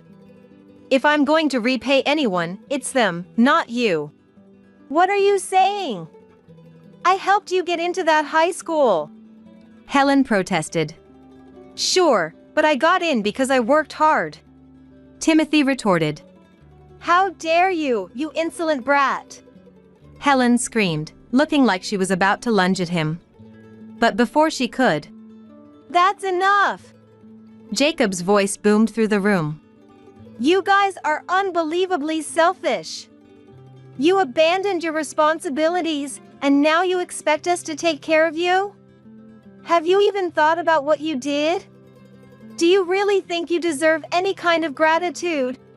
Nicholas and Helen fell silent. "What goes around comes around, and your parenting has shown its results. If you stay here any longer, I'm calling the police." "The police?" "Dad, that's too much. If you don't want that, then get out. And don't ever come back." "Wait a minute, I didn't do anything wrong." "You are the main culprit here." "What?" The mention of the police made Nicholas panic. Helen, still claiming her innocence, was also pushed out by Jacob's determination. After that, the whereabouts of Nicholas and Helen were unknown. Unable to find stable jobs, they piled up debts and eventually had their house foreclosed. Helen, despite her elite background, failed to secure a job due to a long gap in her resume. Her pride made her apply only to top companies, and naturally, she got rejected.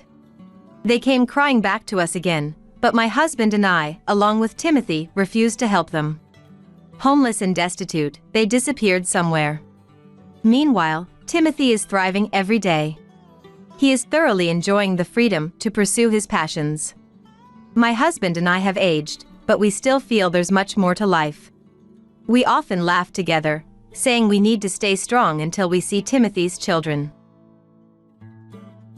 "Hurry up and open it. It's heavy." Sharon dropped the garbage bag at the entrance and bent over, trying to catch her breath. "If it's that hard for you, you don't have to bring it all the way here." When I said that, Sharon gave me a haughty look. "Disposing of trash costs money. If I can get rid of it at your place, it's cheaper. If you want me to take it back, just give it to me. Here." She thrust her hand forward, gesturing impatiently. I tried desperately to lift the garbage bag, but my restricted body couldn't manage it. Only a groan of frustration escaped my lips. Sharon just watched me with a smirk. "At this rate, it'll take you all night. I'm leaving now. This is a waste of time." With that, Sharon left me standing there. I was at a loss, realizing I couldn't move the garbage bag from the entrance. If it stayed there, it would be in the way, and I wouldn't be able to get outside. I put all my strength into moving the bag with both arms. Finally, it moved a little. Feeling a glimmer of hope, I pulled harder, but the bag, already heavy, scraped against the floor and tore open. Caught off guard, I banged my arm hard against the cupboard. Ouch! I've had enough! Clutching my arm, I looked at the garbage spilled all over the entrance. I realized I could have just divided the contents into smaller bags instead of dragging the whole thing. As I began picking up the trash, I noticed something strange. Could it be? Seeing what was in the bag, I understood Sharon's true intention. Tears began to flow from my eyes naturally. My name is Verity.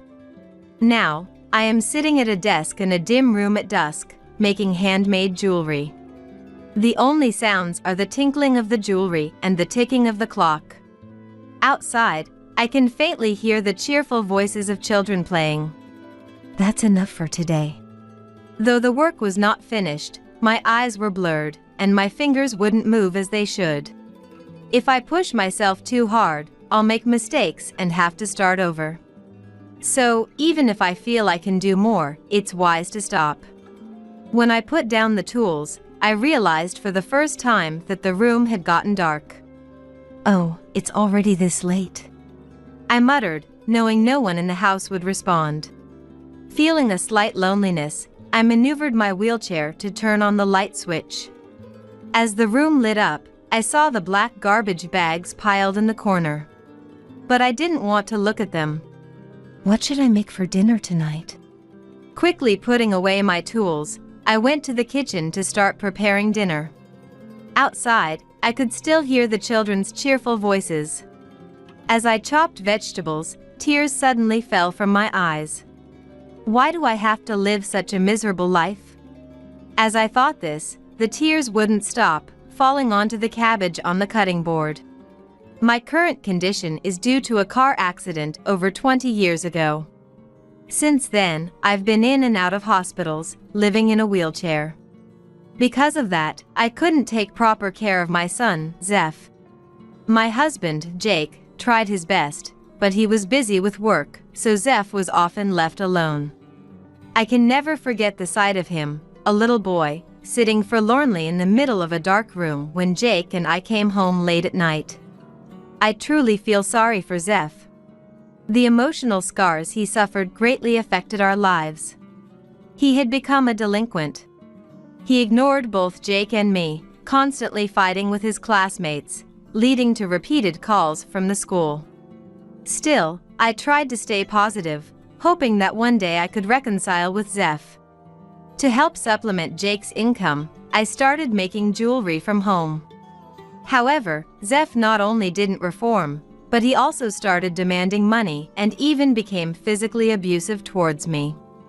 Jake's collapse was likely due to the stress from work and family. Despite everything, he was always worried about Zeph, right up until he was gone. Perhaps feeling some sense of responsibility, Zeph married his girlfriend Sharon and moved out soon after. All I was left with was an overly spacious house and my jewelry making. I occasionally sold them at flea markets, which allowed me to interact with the neighbors. Talking to people only happened during those moments. As I reminisced and cried about the past, the doorbell rang. Given the time, it had to be her. I quickly wiped my tears and hurried to the door as fast as I could. However, the person on the other side was impatiently knocking. Hold on a minute. I'm opening it now. As soon as I unlocked the door, my son's wife, Sharon, barged in with an angry huff. She was wearing a suit, likely coming straight from work, and was holding a black garbage bag in her hand. The bag seemed full, its opening tightly secured. Why didn't you open the door sooner? You're so slow. Immediately upon entering, Sharon started yelling at me, her face flushed with anger. I'm not here for fun, you know. I have to check on Verity, so I came. I'm sorry. But it's hard to move quickly in a wheelchair. Stop making excuses. It's your lack of exercise. Here, take this garbage out. It'll be good exercise for you. With that, she attempted to throw the garbage bag into the room. Please stop. It's really difficult with my legs like this. The house will be buried in garbage at this rate. Desperately, I stretched out my arms to stop her from throwing the bag. But despite my efforts, the bag left her hand, arcing through the air before hitting the floor. Why would she do something so cruel? Tears I thought I had wiped away started to fall again, but I kept my head down, not wanting Sharon to see. Sharon bent down. Crying won't get you any help. You're not a child, so pull yourself together. And whispered. I gritted my teeth in frustration, but with my physical limitations, I couldn't fight back. Sharon knew this too well. She laughed mockingly and patted my shoulder in a seemingly friendly manner. You probably don't have anything to offer since you're so slow. It's boring here, so I'm leaving. She opened the door to leave but suddenly turned back, looking at me seriously. I'll be back. That garbage isn't sorted, so make sure Verity does it. Otherwise, you'll get in trouble, understand? I was too angry to respond. As soon as the door closed, I quickly locked it. Since Jake passed away, Sharon has been coming to my house every day. It's not out of kindness to check on me.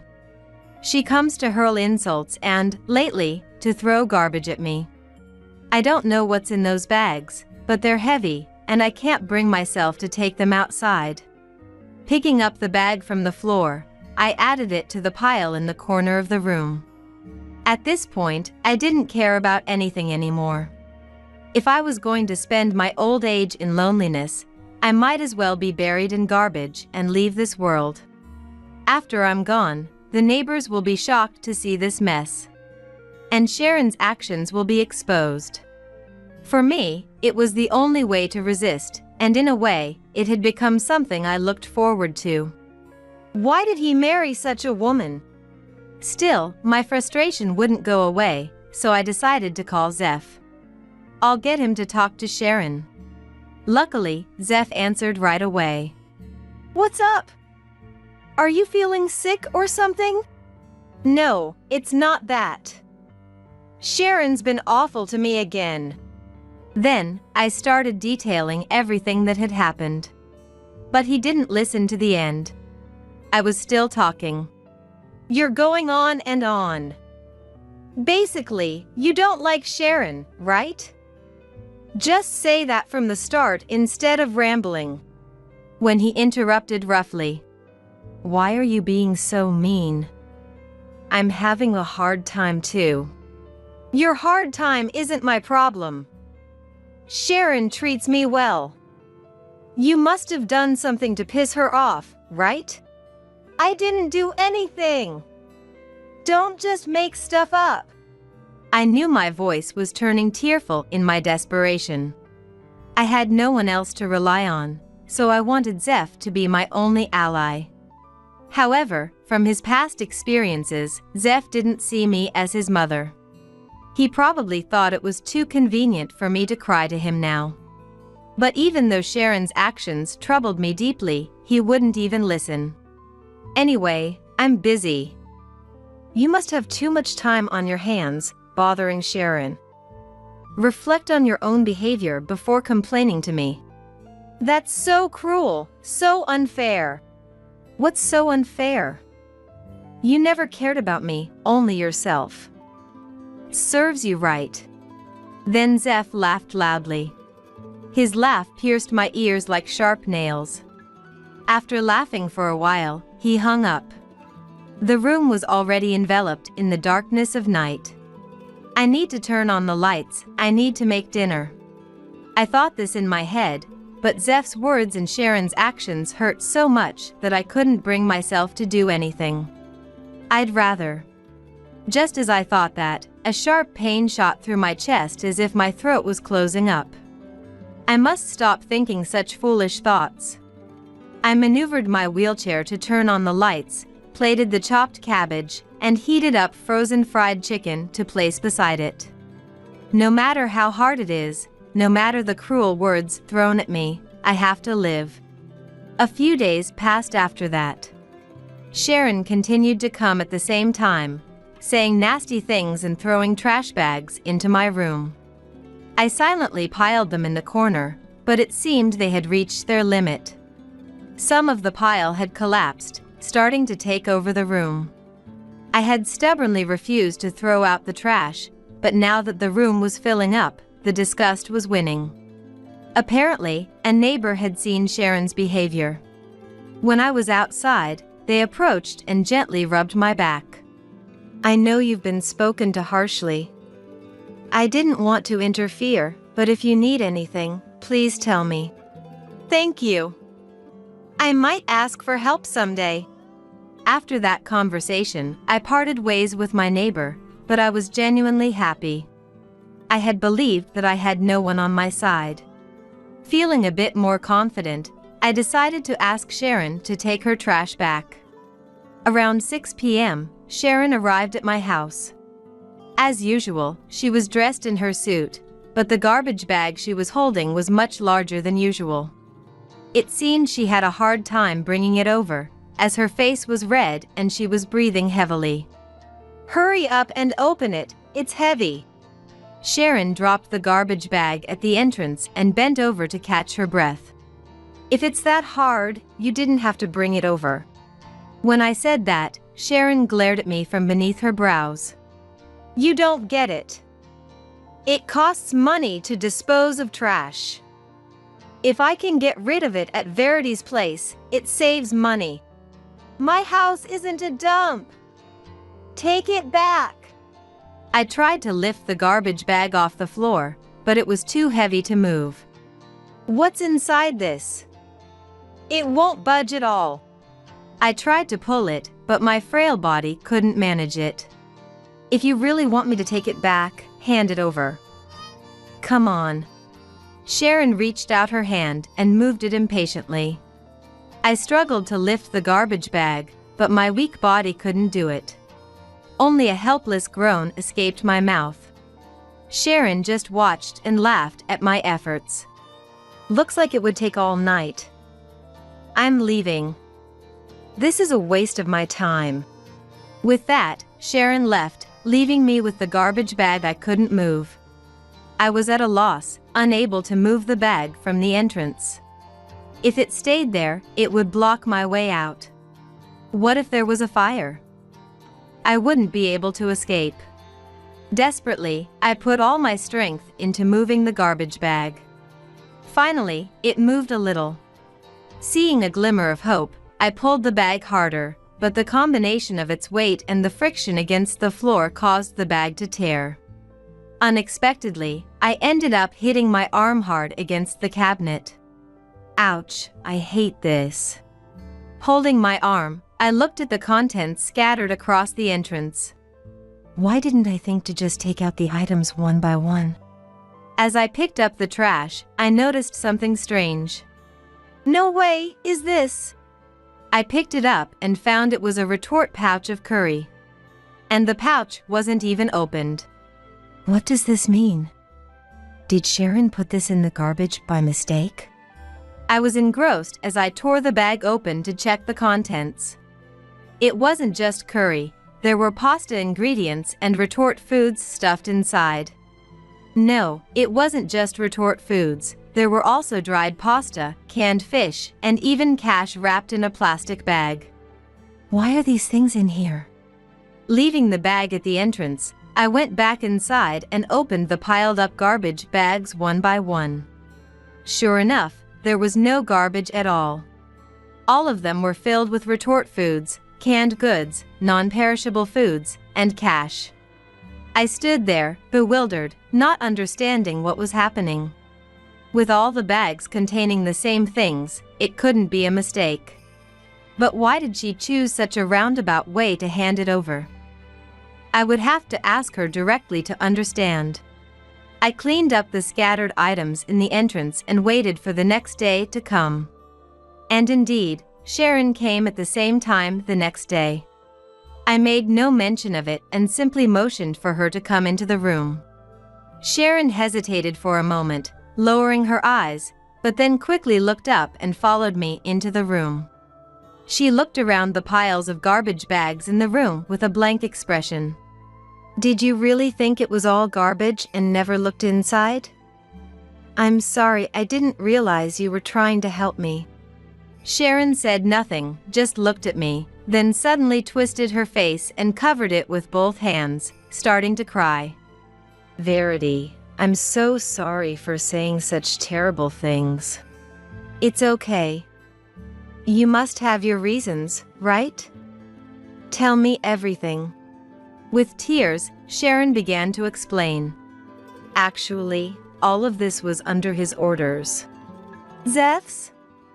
Why would he do such a thing? It was true Zeph hated me, but I couldn't believe he would go this far. Zeph is in financial trouble. In financial trouble? That can't be true. I found it hard to believe Zeph was struggling financially. When Jake passed away, he left a significant inheritance. Zeph had received the majority of that inheritance. I, too, had hoped to rely on that inheritance due to my physical limitations. But because I felt guilty for leaving him lonely, I didn't complain about Zeph taking the inheritance. Yet, the idea that it wasn't enough seemed strange. When I pointed this out to Sharon, she hung her head. It's for business.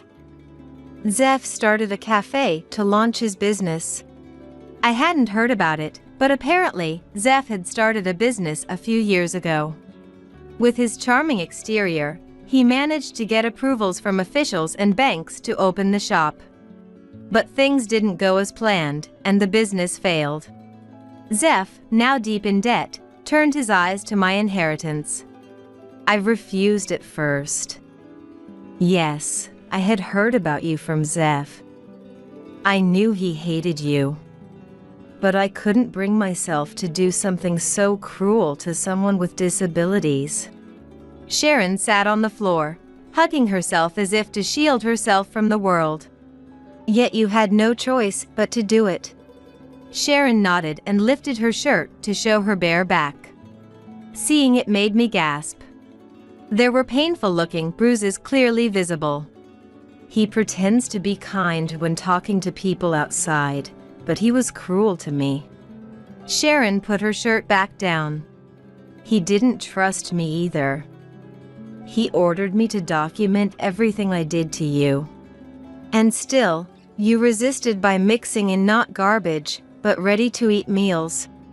Sharon shook her head sadly at my words. That's part of it, but there's more. Zeph is using me to corner you. But he's not directly involved.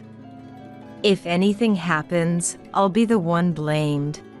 Sharon continued, scratching her head in frustration. So it was my insurance. I thought if I insisted it was food and not garbage, my punishment would be lighter. So I didn't mind if you threw it away. But why are you telling me the truth now? A neighbor almost called the police. So I realized this was pointless. But Zeph is also scary, and I don't know what to do. Sharon didn't seem to be lying. She seemed genuinely distressed, scratching her hair roughly. Seeing that, a fierce anger rose within me. I don't mind if Zeph hates me, and if it costs me my life, so be it. He can use my inheritance to pay off his debts or invest in his business as he pleases. If that satisfies Zeph, I can say I've fulfilled my duty as a parent. There isn't much more I can do for my son. However, I cannot forgive him for resorting to violence against his wife, Sharon, to implicate her in his own sins. I held Sharon's hand. Sharon, thank you for telling me. Let's stop Zeph together. But Verity, what can we do? Don't worry, I have a plan.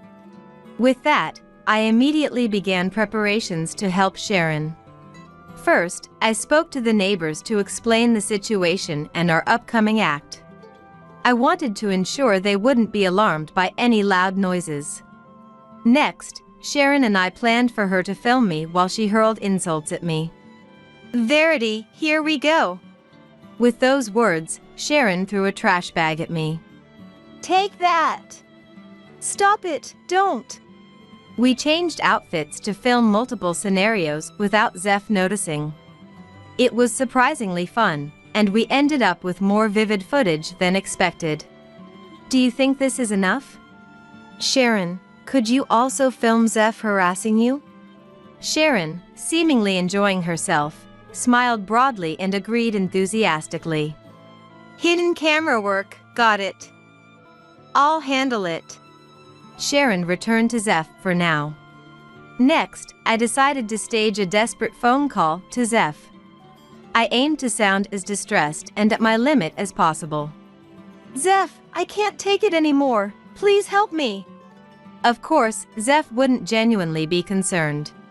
Each time he heard my anguished voice, he likely laughed at my suffering. After several fake calls, it was time for the final act.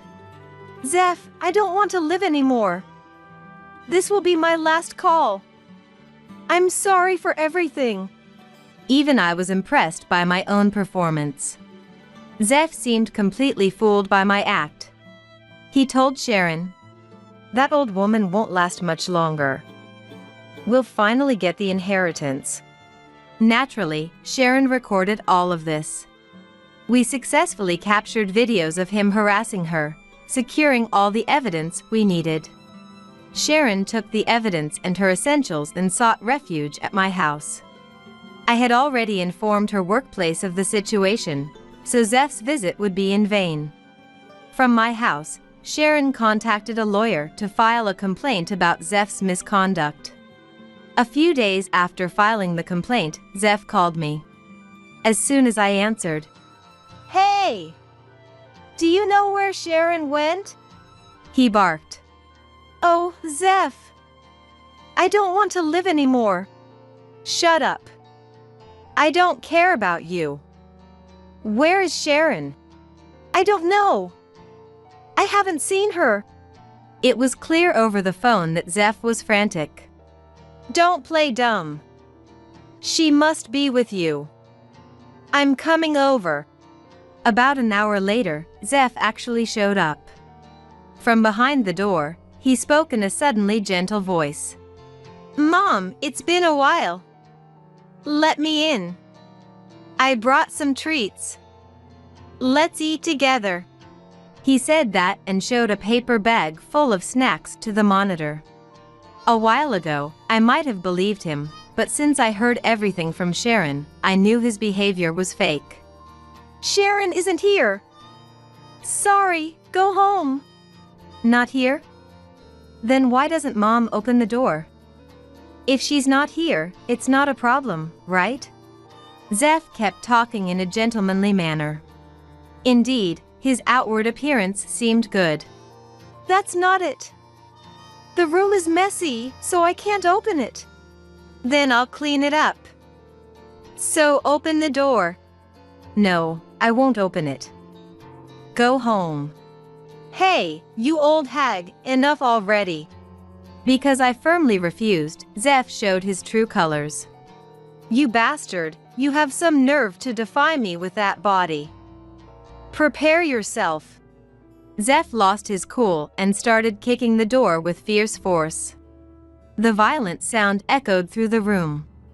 "Open up! Open the door! You old hag!" The door was made of sturdy metal, so I didn't think it would open, but even so, Zeph's almost insane intensity was terrifying. "I'm scared. What if the door gets broken down?" Sharon had her hand on my shoulder, but I could feel she was trembling quite a bit. "Sharon, call the police." "Understood." While Sharon was calling the police, I spoke to Zeph. "Zeph, it's useless to do this, so stop." However, my words no longer reached his ears. After a while, I heard shouting from outside, and the sound of kicking stopped. Looking through the monitor, I saw several neighbors gathering. Zeph, being restrained by men, seemed unable to resist. Let go! Let go of me! But soon the police arrived and arrested Zeph. After confirming that, Sharon and I went outside to face Zeph. Hey, Mom. Tell these guys something. Sorry, but everyone knows your true nature. Give up. Don't be ridiculous. It's your fault. My life is ruined because of you. Zeph was taken away without apologizing to Sharon till the end. The neighbors also comforted me with kind words. Thank you, Verity. Sharon said that too and gently held my hand. After that, Zeph faced the consequences of his actions. Someone had recorded the incident and uploaded the video to the internet. The image of Zeph kicking the door and shouting spread quickly on social media, revealing his true nature to everyone. Because of that, all the misdeeds he committed in his student days, the cleverly hidden blackmail and fraudulent acts, were all exposed. Naturally, he lost his credibility in the community, his business failed completely, and Zeph had to pay huge compensation and debt repayment. Adding to his woes, Sharon asked for a divorce. The evidence she collected was decisive, and he had to pay a large alimony. 3 days ago, Zeph contacted me, saying he would come to my house after losing everything. In the meantime, I made a plan to get Zeph back on his feet. Please, Mom, help me. Zeph, who came to my house, said that and apologized deeply in front of me many times. I'm really sorry. I have no one else to rely on but you, Mom. Please do something. I'm sorry, Zeph. As your mother, I want to help you. But I'm in this condition, and I don't have enough savings. So I talked to your uncle. At that point, I called out to the uncle who was waiting in the back room. The door opened vigorously, and from there came out a scary-looking man with a shaved head and sunglasses. This man was in the construction business. He said he'd love to hire Zeph. Apparently, he was short-staffed. He wasn't just there for the job, but also as a precaution, like a bodyguard in case anything went wrong. Zeph made a face and stepped back, clearly displeased with my suggestion. But then, my uncle walked over and grabbed him by the collar. Come on, let's go. Don't worry, my workplace is in the mountains. You'll stay in a dorm there. There's nothing else around, so you'll be able to pay off your debt quickly. Now, get up. No, Mom! Zeph reached out to me, but sadly, his hand couldn't reach. He was taken away by my uncle. As I watched them leave, Sharon came out of the room where my uncle had been. It's unfortunate, but it can't be helped. Yes, but I'm sure Zeph will manage somehow. Even though Sharon had divorced Zeph, she was actually an orphan with no family to turn to. Why don't you live with me? I suggested, and she gladly accepted. Oh my, it's already this late. Verity, you have your class, right? I'll drive you since I'm heading out to job hunt. Since that incident, I started talking more with the neighbors. In the course of these interactions, I was encouraged to start a handmade craft class. At first, I was confused, but having done it for years, I had become quite skilled without realizing it. Now, I teach many students, and my income has surpassed what I made doing side jobs. All right, please do. With Sharon pushing my wheelchair, we left the house. We walked slowly through the warm early summer light. There was a time when the future seemed uncertain, but now, my days are bright and joyful. In the 2000s, a major air conditioning company conducted a survey on how couples feel when they spend more time together. While 90% of newlywed couples felt happy about it, only about 60% of senior couples felt the same. On the other hand, while only 20% of husbands felt gloomy, as many as 50% of wives felt gloomy. After spending decades together, people may start noticing the unpleasant aspects of each other.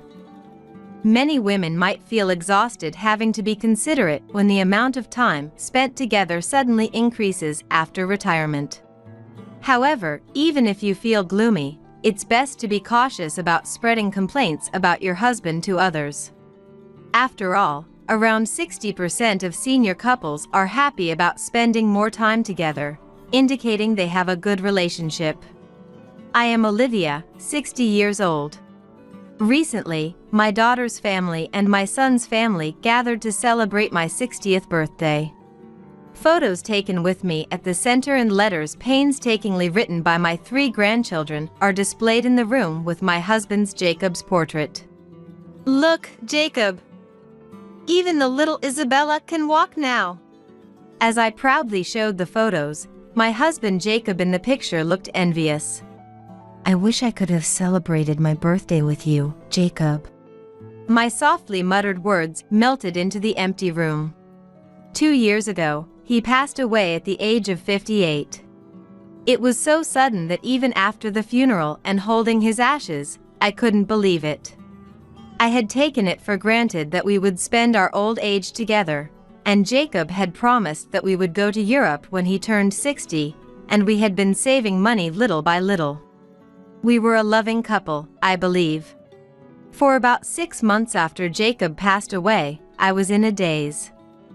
But when my daughter Emma, who was pregnant before Jacob passed away, reached her due date, I finally snapped out of it.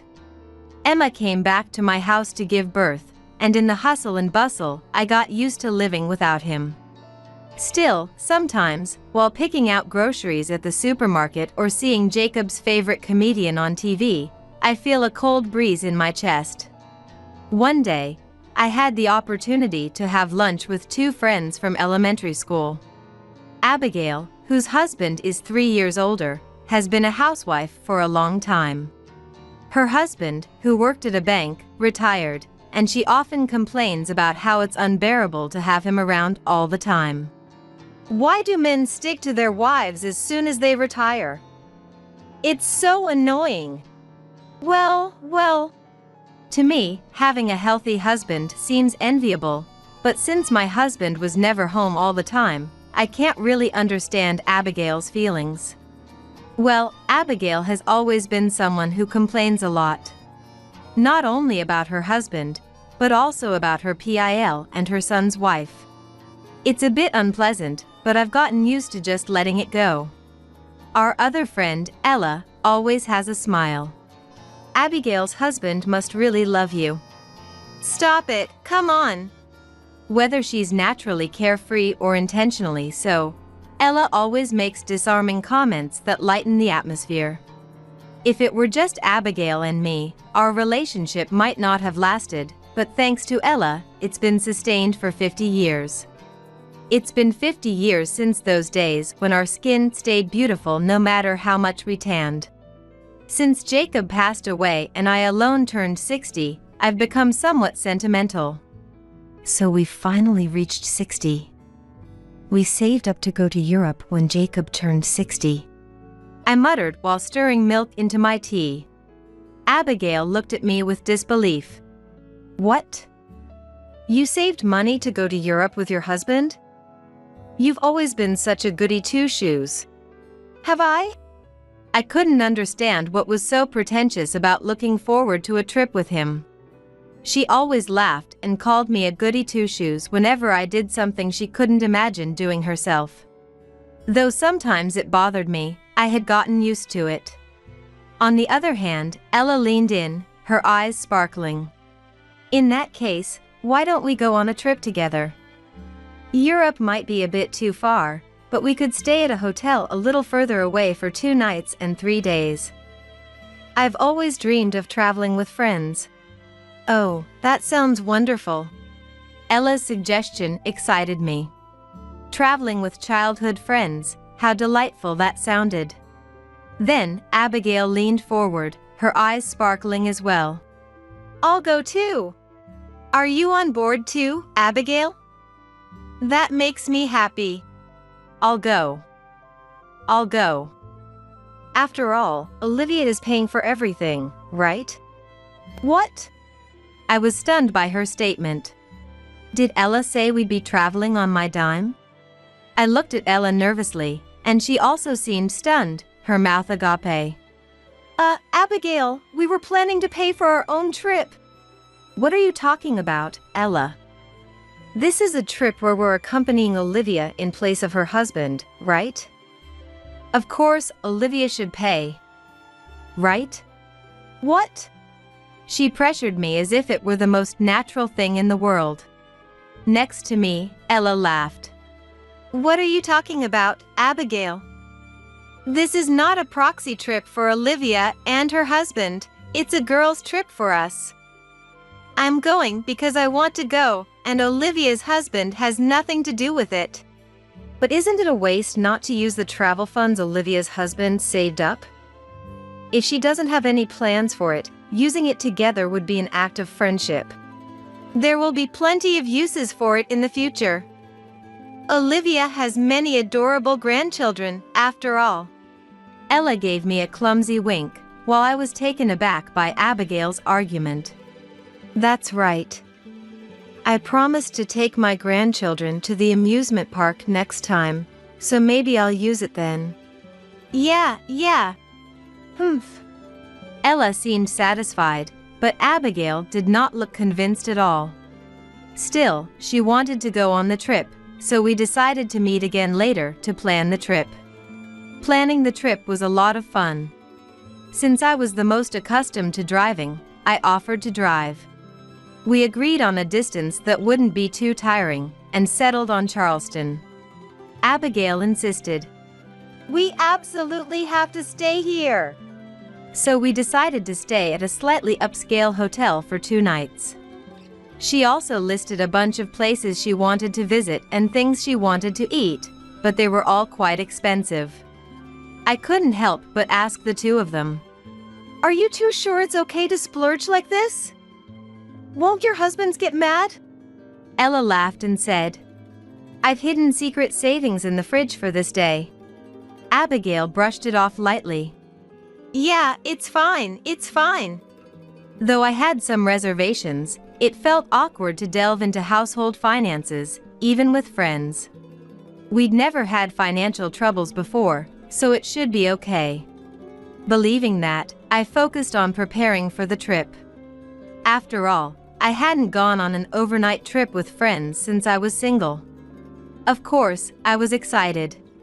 Packing for one person was so easy, maybe I'd even bring some card games. With a heart full of excitement like a child, I awaited the day of the trip. Then, the day of the trip arrived. To avoid getting sleepy while driving, I had gone to bed at 8 p.m. the night before, and I picked up the two of them at the meeting place. The atmosphere in the car was friendly, and we enjoyed snacks Ella had prepared while driving. After driving on the highway for a while, I needed to use the restroom, so we stopped at a service area. Leaving the two of them in the car, I went to the restroom and returned to find them outside the car for some reason. Ella, who was always smiling, had an angry expression, and Abigail was sulking, looking away. I had a bad feeling. What's wrong, you two? I asked nervously, and Ella answered without taking her eyes off Abigail. Abigail, she didn't bring any money. What? While you were in the restroom, we talked about buying some snacks, but Abigail hesitated. That's when we realized she didn't bring any money or credit cards. What? No way.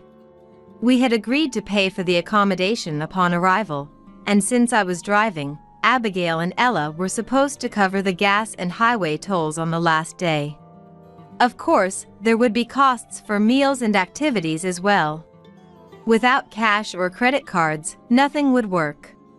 I stared at Abigail in shock, and she glared back at me with heavily lined eyes. It can't be helped. I forgot it. Ella immediately denied Abigail's claim. That's not true, is it? You told me earlier, didn't you? You said, let's pretend we both forgot our wallets and make Olivia pay for everything. Olivia has plenty of savings and insurance money, so it's fine. Unbelievable. At that time, she backed down quickly, so I forgave it as a misunderstanding. But had she been thinking all along about how to use my money for this trip? This is the worst, absolutely the worst. I didn't say it aloud, but she must have sensed my disdain as I looked at her with contempt. Abigail pointed at me with a red face and loudly accused me. It's not fair. You always get everything. Your inconvenient husband disappeared easily, and you got a lot of money. I'm struggling because of my husband and don't have any money to spend freely. It's not fair. Not fair. Why is it only you? You're blessed with children and grandchildren. You have money. Your husband died so easily. Not fair, not fair, not fair. You know what? Ella grabbed her shoulders with a force that seemed ready to push her down. Ella, who is usually gentle and kind, was furious beyond recognition. Thanks to that, a cold wind seemed to blow from my fingertips through my mind. After quietly fiddling with my mobile phone, I separated Ella and Abigail. Then, standing with Ella at my back, I stared at Abigail. Seeing my expressionless face, devoid of anger or tears, Abigail took a nervous step back. What do you want? Abigail, are you jealous of me because my husband died? Huh?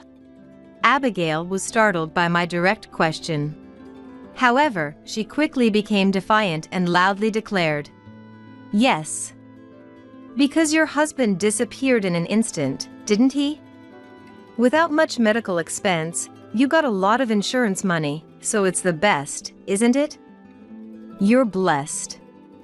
So what's the problem with using a little bit of it for me? I see, I understand."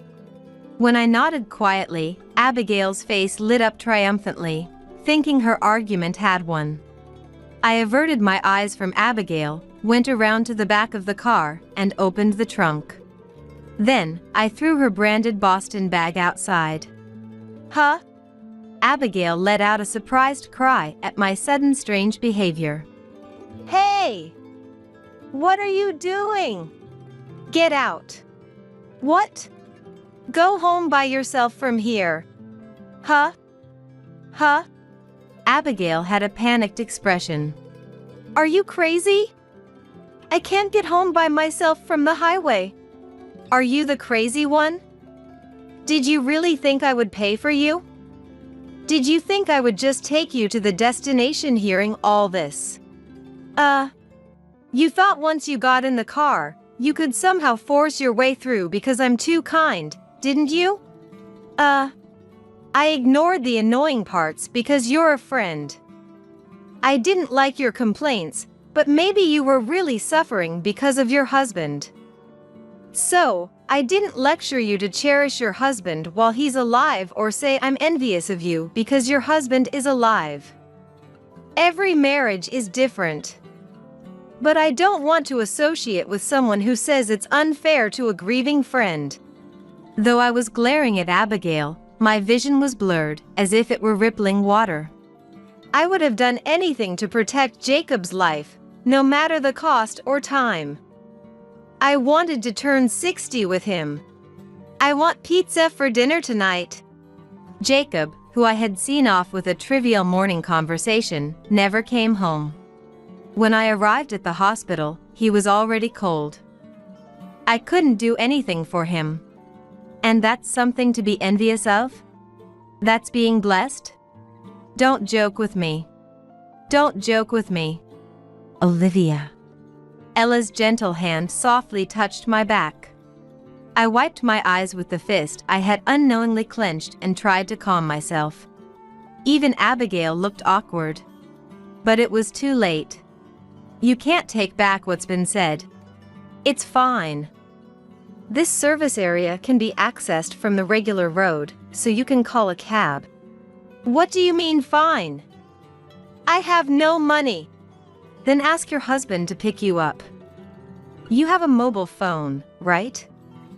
Though, it would be incredibly shameless to rely on the husband you've been treating like a nuisance. I threw Abigail's mobile phone, which had been left in the car. Wait. I'll pay. I'll pay when we get home. What I said was just a joke. I only wanted to cheer up Olivia. We've been friends for 50 years. We can't break up over something like this, right? Right? No. I hate anyone who can dismiss this as something like this, whether they're a new acquaintance or a friend of 50 years. You. Leaving the desperate Abigail, I got into the car, and Ella followed. Abigail hurriedly tried to open the door, but I quickly locked it and started the engine. She stepped back in surprise, and I hurriedly started the car. Wait. No, wait. Please, wait.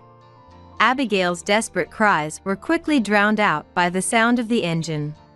The car became quiet after that, and Ella's "I'm sorry" broke the silence, prompting us to open up about our feelings. Ella had her own grievances with Abigail, but since I never spoke up and she wanted to maintain the friendship, she let it slide. Abigail was not outright rude, she just complained a lot. Cutting off a longtime friend just because of some complaints felt too harsh. But we were both numb to it. Complaining about her husband being a burden in front of me, who had lost mine, was extremely insensitive. We aired our long-held grievances and felt relieved. We decided to continue to Charleston together. I offered to pay for Abigail's canceled portion since I had kicked her out, but Ella insisted. I invited you. After a bit of back and forth, Ella's eyes lit up. Why don't we call Scarlett, who moved to Charleston? She's always up for an adventure. Scarlett, a friend from middle school, had been a backpacker when she was single and was very active. We had no objections, so Ella called her without hesitation. Despite the sudden invitation, Scarlett was thrilled and immediately consulted her husband. Then she joined us in our car. From that point on, it was like a dream. After enjoying hot apple pie at a famous cafe, we checked into our hotel. We admired the hotel's renowned garden and paintings, enjoyed a 5-grade beef at their teppanyaki restaurant, and had a girls' night in the room with cakes we had bought earlier. The next day was filled with art appreciation. Traveling with friends who get along so well was astonishingly enjoyable.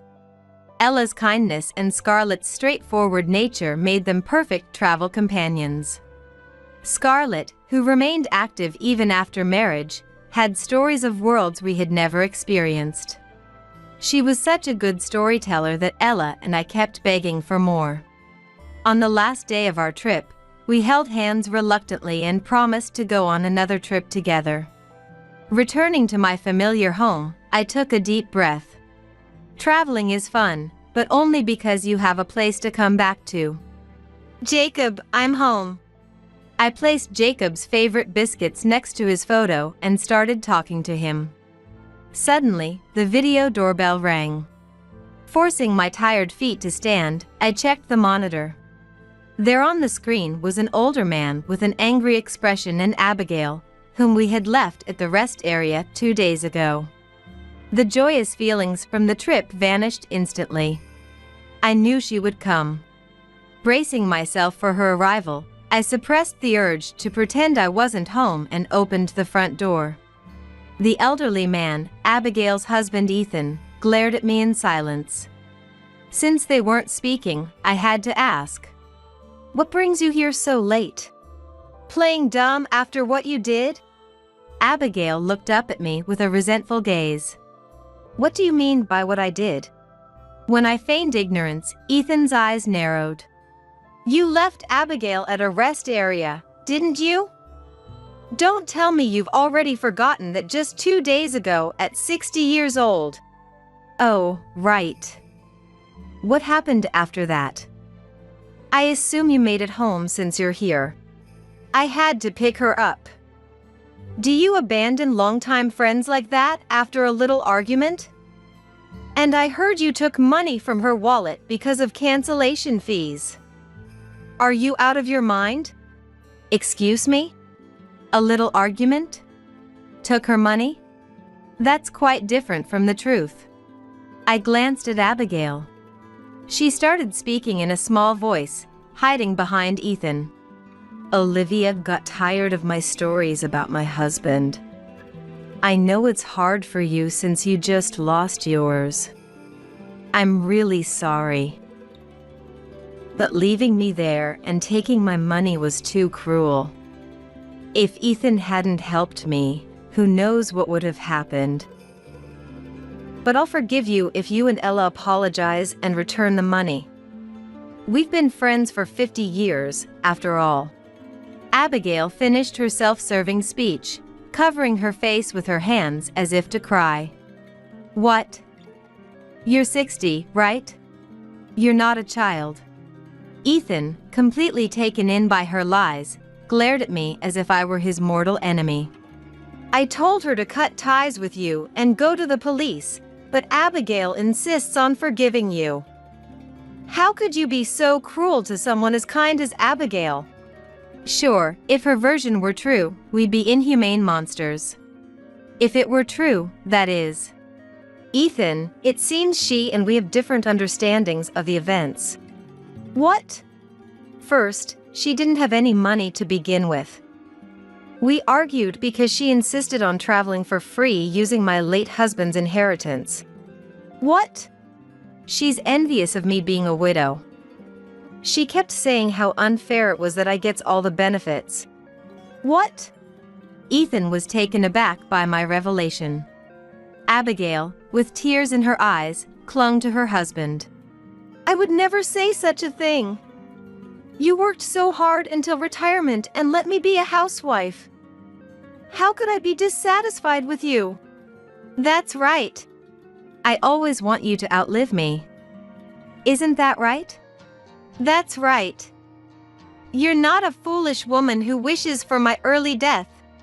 Ethan gently embraced her shoulders. Abigail smiled as if she had one.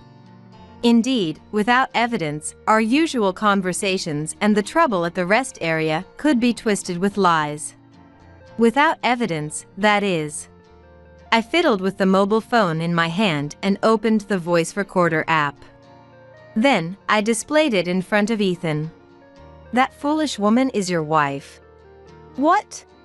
I pressed the play button on the screen. From the mobile phone, with the volume set to maximum, our conversation at the rest area played clearly. At first, Ethan listened in silence, but his expression grew darker and darker. The moment her voice began to play, Abigail, with a pale face, lunged at my phone, but I stepped aside, and she crashed to the ground. After the 5-minute recording finished playing, a terrifying silence fell over the entrance. What is this about? Ethan, his face a mask of suppressed rage, asked her. She jumped in fright. It's not what it sounds like. What's not? That you lied to me? Or that you want me to die soon? It's not true. It's all lies, a conspiracy. Sweating nervously, she desperately tried to make excuses. How pathetic. Reluctantly, I presented another piece of evidence. If this isn't enough, should I get the data from Ella too? What? Ella was recording our discussions about the trip. She didn't want to take notes.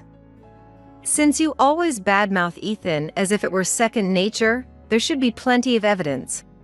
What? Did you forget about that? Sweat poured from her forehead. Yes, Ella had openly recorded our trip discussions with our consent. Although Abigail had been quiet when the recording started, she must have forgotten about it during the conversation because she reverted to her usual habit of bad-mouthing Ethan and her in-laws. Even if she hadn't, Ethan could tell from her reaction what she was usually like. You! Eek!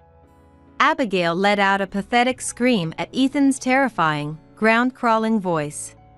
The anger and disappointment of being betrayed by the wife he trusted and humiliated in front of others must have been immense. Please discuss this with your wife. I don't need an apology or the cancellation fee. As long as she never appears before me again, that will suffice. Got it? We're sorry. With that, Ethan pulled Abigail's arm and left. Interacting with him like this made me realize that Ethan seemed like a sensible person who believed in Abigail's words and was willing to accept his mistakes and apologize. Well, even in a marriage, there are things that are unforgivable or don't go well. Since the pleasant afterglow of the trip had completely faded, I decided to relax with a glass of red wine while looking at the many photos I had taken.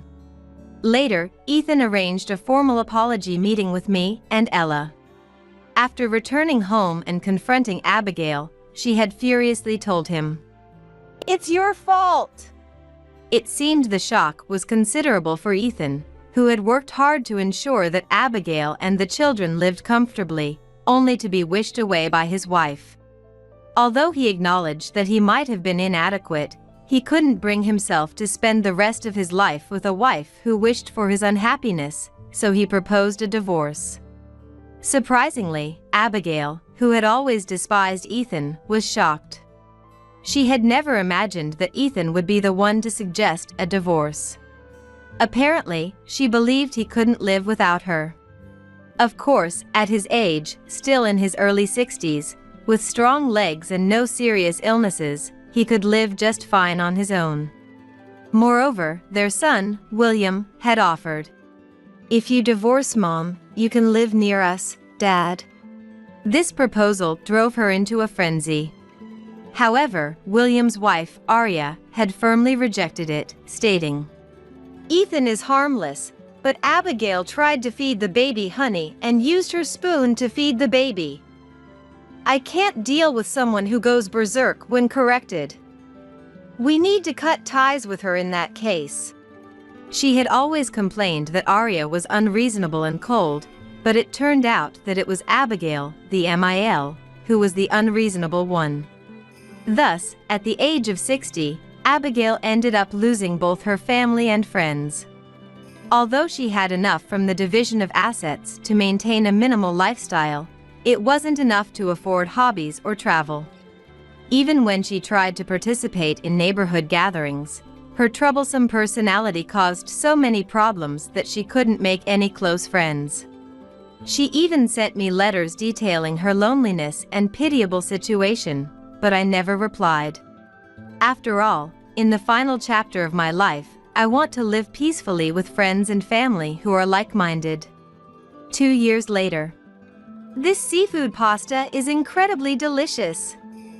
It might be the best pasta I've ever had in my life. The best in my 60 years. You should tell the waiter that. Look at that guy steering the gondola. He's as handsome as Johnny Depp. I wonder if he'll look this way. Ella and I were both engrossed, me in the seafood pasta brimming with mussels and shrimp, and Ella in the handsome gondolier. Scarlett watched us with amusement, sipping her wine. I was now in Italy for the first time in my life. When I told Scarlett about the European trip I had promised to take with the late Jacob, "In that case, why don't you go to Europe and bring back lots of stories to share?" she suggested. Scarlett and Ella both got their husbands' consent, and the three of us decided to travel together. While I wasn't worried about Scarlett, I did worry about Ella. "I've made quite a bit from stocks," she reassured me with a sly smile. Her shrewdness, hidden beneath her innocent demeanor, was part of her charm. Even though it was just a one-week trip and we only planned to visit Italy and Germany, it was more than enough for me, someone who had hardly ever traveled abroad. Riding a gondola in Venice, just as Jacob had wanted to, would be a great story to bring back. I decided to use what Jacob left me to enjoy life for the both of us. Some might think I'm being selfish, like Abigail, but I don't care. No matter what anyone says, I'll spend the money Jacob left me for myself. Because I believe that's what he would want me to do. In the ancient streets of Venice, the sunlight reflected off the shimmering water. The bustling sounds of the Rialto fish market carried on the wind to my ears. Even though my eyesight was starting to fade and my hearing was getting worse, I wanted to remember all the sounds, smells, and sunlight and take them back home. Jacob, smiling in his photograph, would surely be looking forward to hearing my stories. That day, we were having a barbecue in the yard with our daughter Katie and her husband Brian. Under the warm sunshine, the smell of grilling meat wafted through the air. The beer is running low. "Kristen, could you grab some more from the shed and put them in the fridge?" My husband Daniel said to me. "Got it. 4 or 5 bottles, okay?" Hey, Brian, can you help Mom? Make sure to chill all the beers. Katie asked Brian as well. Brian smiled and said, "Of course," and followed me to the shed at the back of the yard. The shed was relatively new, currently holding a few boxes of beer. When I opened the door and reached for a box in the dim shed, Brian suddenly pushed my back and tried to make me sit on the ground. Reflexively, I twisted my neck to look at Brian's face. Seeing his unusually desperate expression, I was instantly filled with fear, thinking I might be attacked. Hey, what are you doing? I tried to shout, but Brian, looking a bit flustered, whispered, "Please, just bear with me for a moment. What? There's something I really need to check." Brian looked at me with an unusually serious gaze, not his usual kind smile. And together, we witnessed something unbelievable. My name is Kristen. It was a pleasantly sunny spring day. My husband Christopher had passed away after a short battle with illness. Since losing Christopher, my daughter Katie and I had been living modestly, just the two of us. For years, it was just me and Katie, until I met Daniel through a friend. He was the same age as the late Christopher and bore a slight resemblance to him. At first, we were just good friends, but gradually, Daniel and I started to become aware of each other in a different way. However, walking beside Daniel and occasionally catching myself smiling made me feel guilted towards Christopher. "Take your time. I'm in no rush at all," Daniel would say with a gentle smile, walking a little ahead of me. His kindness drew me in, but I was troubled by my inability to let go of Christopher, who was no longer in this world. Years later, I took over the care of Christopher's grave and shrine from his relatives. Christopher's sister placed her hand gently on my shoulder, not meeting my eyes, but said in a very kind voice, "Thank you for everything." She smiled. I bowed my head, hiding my overflowing tears, thinking I might never visit Christopher's grave again. A few months later, I decided to marry Daniel. We moved into a new house, and I decided to start fresh, throwing away all my clothes and furniture. Keeping any memorabilia of Christopher in our new life seemed like it would hurt Daniel.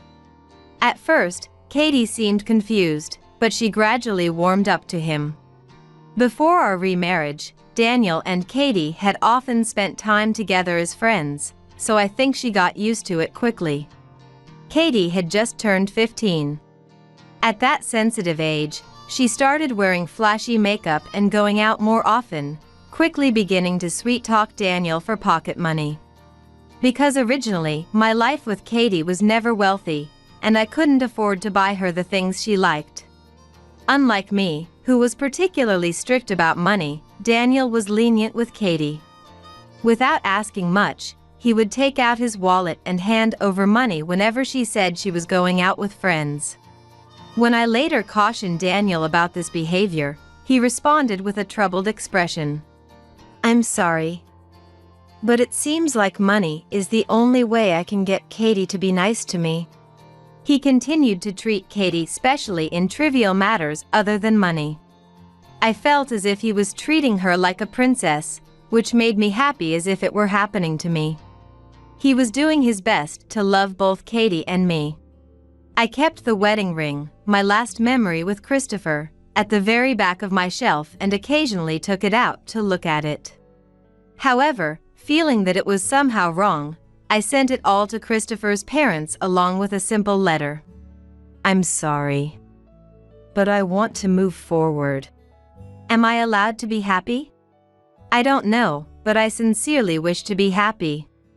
Eventually, Katie became so close to Daniel that she was always by his side. While that was very pleasing, it was also somewhat concerning. Hey, Dad. I want a new bag, but I'm a bit short on pocket money. What should I do? Which one? What kind of bag? Daniel peered happily at the screen of the mobile phone Katie handed to him. The screen showed a famous brand bag that even I knew. Katie was scrolling through the phone screen to show him the price, and Daniel scratched his head with a slightly troubled face. It's quite expensive. But, well, it's Katie's request. Really? Yay! Thanks, Dad. Katie hugged him, and Daniel smiled. Since I got married, it seemed that Katie's sense of money had become strange. Perhaps it was a reaction to the frugal life we led just the two of us. She started demanding things from Daniel, who would buy anything with a smile. Katie, don't waste too much money. It's okay. I won't ask Mom. Right, Dad? She looked at Daniel and laughed happily. You know, I'll marry someone handsome and kind like Dad in the future. At those words, Daniel smiled even more happily. After making the promise, Katie returned to her room to study. Katie hoped to go to nursing school after graduating from high school and had started studying seriously for the exams. To avoid disturbing her studies, we didn't turn on the TV at home, and I placed a small radio in the kitchen to keep playing. Our life was very happy. It might have been so happy that I sometimes forgot the fact that Christopher had died. But sometimes, when the radio played the music that was popular when I was young, it reminded me. The melody, the lyrics, squeezed my heart and brought tears to my eyes. Don't make such a sad face. It's just a bag. Daniel said something completely off the mark, and I forced a smile. I pulled myself together and warned that we shouldn't keep giving Katie money whenever she asked. Because Daniel had started his own business when he was young and recorded some payments as company expenses. It wasn't a commendable act, and it could potentially affect the company's management situation, so even though I strongly warned him, Daniel continued to ignore my opinion. You're just too kind. Days like that continued, and Katie safely entered nursing school and began living on her own after graduation. Katie is working hard as a nurse. When Katie turned 25, she started dating a man her age named Brian, and they decided to get married. When she first introduced Brian to our home, I was surprised, trying not to show it on my face. Katie always used to say, I'm going to marry a handsome man. But Brian, while being a good young man, was not conventionally handsome. Brian, who wore a gentle smile and had a kind impression, was reportedly the son of a wealthy family and dressed in well-bred clothes. After the marriage, they often returned home, and Brian always treated Daniel and me kindly, making me feel reassured that Katie had married a good person. One day, Daniel suggested having a barbecue in our backyard. The weather was good, with a piercing blue sky and a few larks chirping. Daniel, who had been eagerly preparing since early morning, was skillfully grilling meat and chatting happily with Katie. Brian was looking for the larks chirping in the sky, but after a while, he gave up and poured himself a drink. Oh, it looks like we're running out of beer. Kristen, could you add more from the storage room to the fridge? Got it. How about 4 or 5? Brian, can you help Mom? Please chill all the beers. Brian smiled and, of course. He readily agreed, following me to the storage room at the back of the yard. The storage room was relatively new, with only a few boxes of beer stacked inside. When I opened the door and tried to lift a box from the dimly lit back of the storage room, Brian, who was behind me, forcibly held my back and tried to make me sit on the ground. Hey, what are you doing? I tried to shout in surprise, but Brian, looking a bit flustered, whispered, "Sorry. Just bear with me for a moment. What? I need to confirm something." Before I could respond, he peeked out from the dim storage room door to check the outside. It was a sunny day, with the blue grass of the yard reflecting brightly. Our figures in the dim storage room were likely invisible to Daniel and Katie. After watching Daniel and Katie from a distance for a while, Katie moved closer to Daniel, leaning on his arm. Katie rubbed her face against Daniel's arm, laughing happily. Their voices were faint but audible. The larks' cries echoed inside the storage room, making it hard to hear their voices clearly. Brian was staring at them intently. Could it be that Brian is jealous of them getting along? Noticing that I had unintentionally laughed, he pointed. Katie looked around and intertwined her arm with Daniel's. Though a bit flustered, Daniel also looked around before happily accepting Katie. It looked like more than a parent-child relationship. The lark's cries ceased. With no wind and no sound of insects, even from a distance, I could hear Daniel and Katie's voices faintly but clearly. Brian hasn't noticed at all. Isn't it funny? Kristen is the same. Normally, no one would imagine this. But this kind of relationship is exciting and fun, right? I was stunned, listening to their conversation. I couldn't keep up with what was happening. Katie took a transparent bag of powder out of her pocket and lightly mixed it into the glasses that Brian and I were drinking from. "Did you put something in Brian's and my glass?" "That's probably a sleeping pill. She secretly visited a psychiatrist recently." "A sleeping pill? Secretly visiting a psychiatrist?" I had no idea what was going on, but how should I take the fact that Katie put a sleeping pill in Brian's and my glasses? "We shouldn't stay here any longer. Let's go, but don't use those glasses." After that, Brian and I pretended not to know anything and returned to Katie and Daniel. Katie seemed a little unnatural, glancing at my glass several times. Just knowing she tried to make me drink something weird was shocking enough and made me feel dizzy, betrayed by the Katie I had raised all these years. "Sorry, but I think I've had too much sun. I need to rest inside." "Sure. I'll take care of the cleanup, so go ahead and rest." Lying on the bed in the room, I stared blankly at the ceiling. Why did she put in a sleeping pill? And the way Daniel and Katie were behaving seemed a bit strange. My head hurt more as I wrestled with the thoughts of maybe and there's no way in my mind. After lying down for a while, I fell asleep. In the evening, I went out to the yard, and the cleanup was already done. Brian and Katie seemed to be about to leave, and Brian gave me a look as if he wanted to say something but then looked around and closed his mouth. "Are you okay now?" After Brian and Katie left, Daniel acted as if nothing had happened and showed concern for me. His words, voice, and everything sounded like lies, and I forced a strange smile. "You still don't look well. Should I make dinner?" He rolled up his sleeves and checked the fridge. I remembered there was some meat left from yesterday while the image of him putting a sleeping pill in my glass flashed in my mind.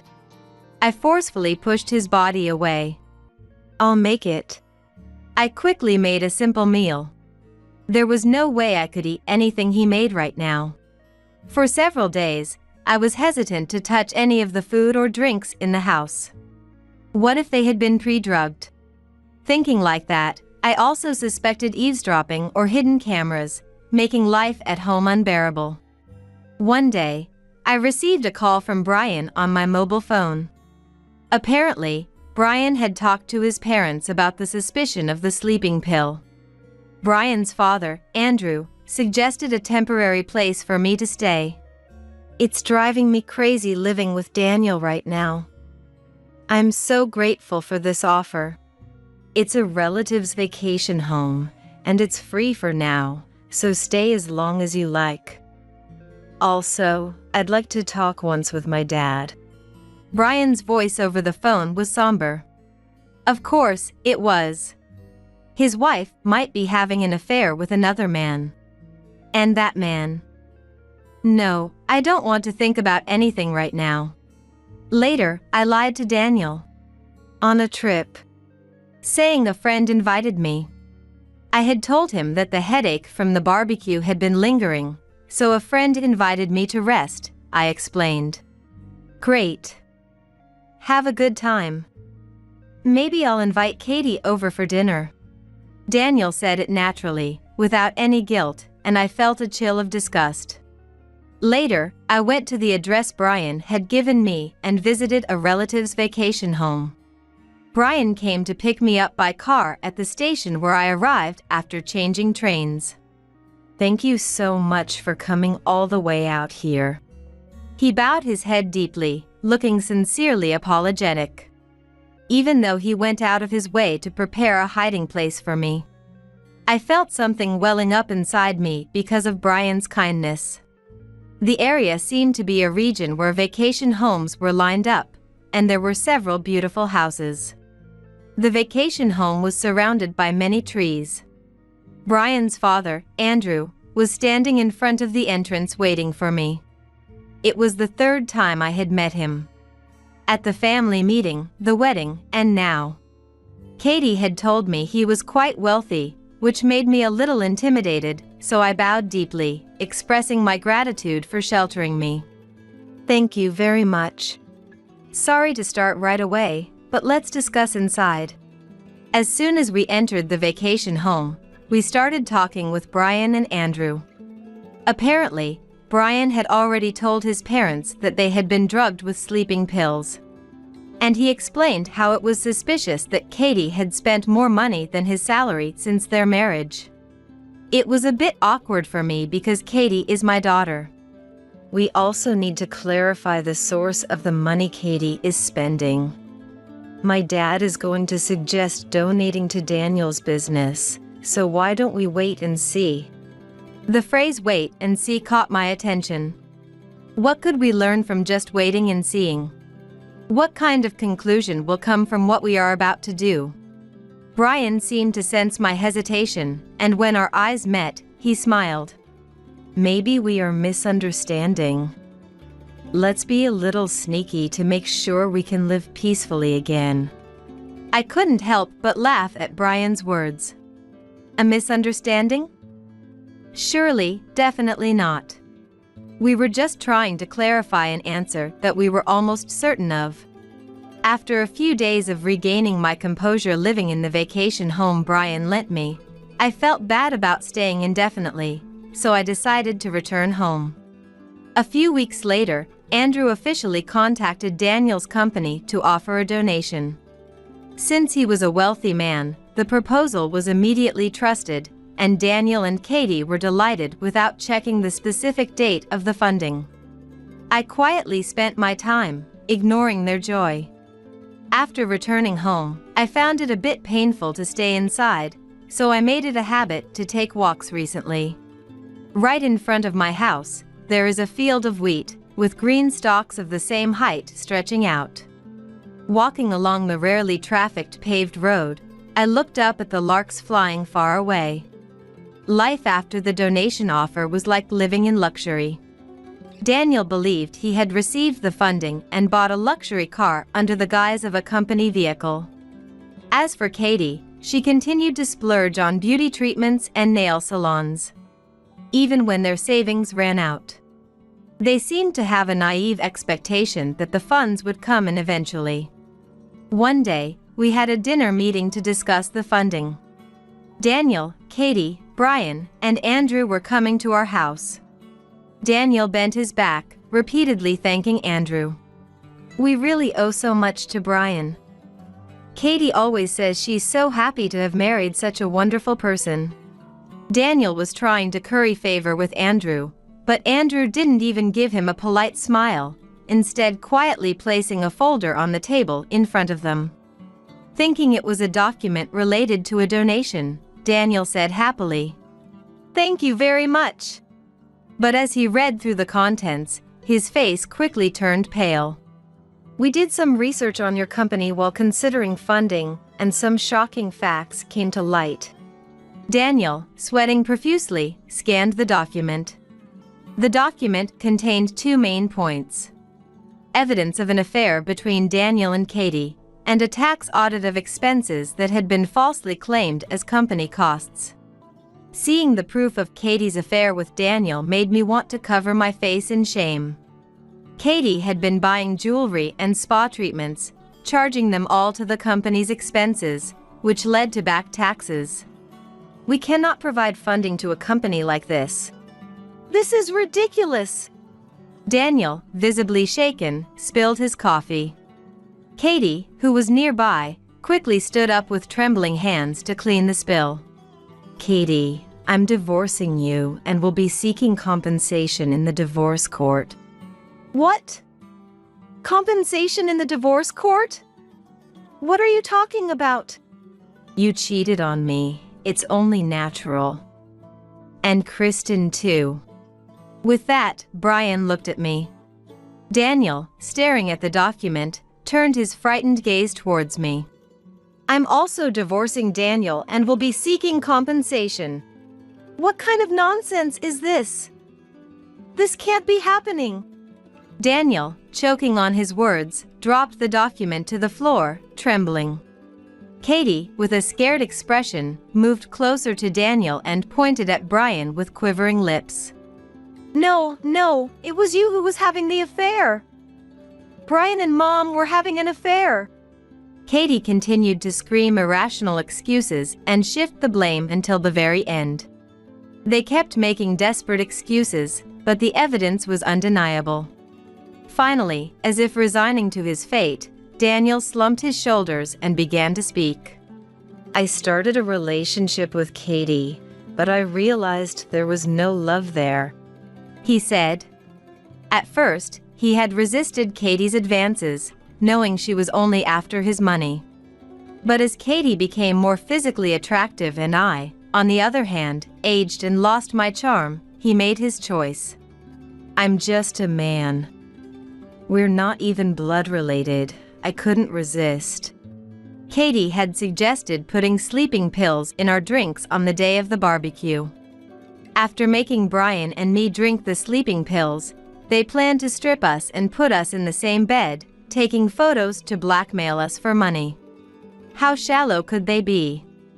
I looked at the two of them with a cold stare, beyond contempt. "I'm really sorry. Please forgive me. I beg you." "I'm also very sorry. I don't want to break up with you, Brian." I said nothing, just watched the two of them continue to apologize. I couldn't find any words. There was no way I could forgive them. I couldn't possibly forgive them. Seeing my silence, Katie eventually looked up and yanked on Daniel's sleeve forcefully. "This is all your fault. How are we supposed to handle the credit card bills next week? What were you thinking, spending all that money? I also have debts from gambling. We're broke. What are we going to do?" This is exactly what one would call a scene of utter chaos. Katie is pulling at Daniel's hair and clothes forcefully, continuing her aggressive actions, while he is desperately trying to stop her by shouting. Their yelling voices are surely reaching the ears of the neighbors. Even though they are stepchildren, knowing that they had a relationship would make it impossible for anyone with common sense to continue living in this neighborhood. That surely applies to me as well. When I think that I won't be able to see the view outside the window anymore, I feel a bit sad. After that, Katie and Brian divorced and moved far away.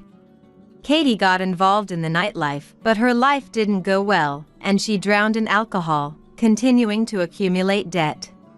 Daniel, after paying a large amount of alimony from the divorce trial, was also burdened with debt repayment and his company went bankrupt. He disappeared as if fleeing, and now he is said to be homeless, hiding somewhere.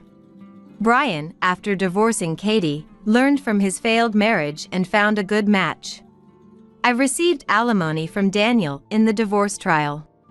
Even though his company went bankrupt and he was burdened with debt repayment, it's unclear how he managed to come up with a large sum of money, but he showed his capability at the last moment. After divorcing Daniel and selling our house, I decided to return to my parents' home. On the plane back to my parents' home, I thought about many things. I lost Christopher to illness, remarried, then divorced again, and was betrayed by my daughter. What kind of face should I show my parents now? There are many wheat fields around my parents' home. Pulling a large suitcase, I kept walking down the long asphalt road. It was warm enough to make me sweat. The season was about to welcome early summer.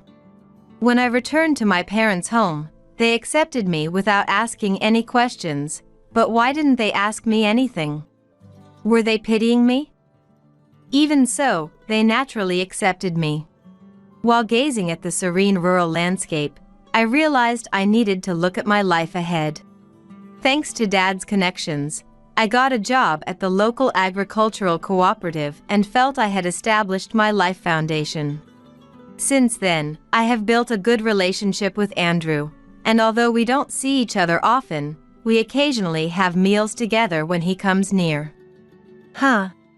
It was spring, a few years after I returned to my parents' home. It was a sudden event.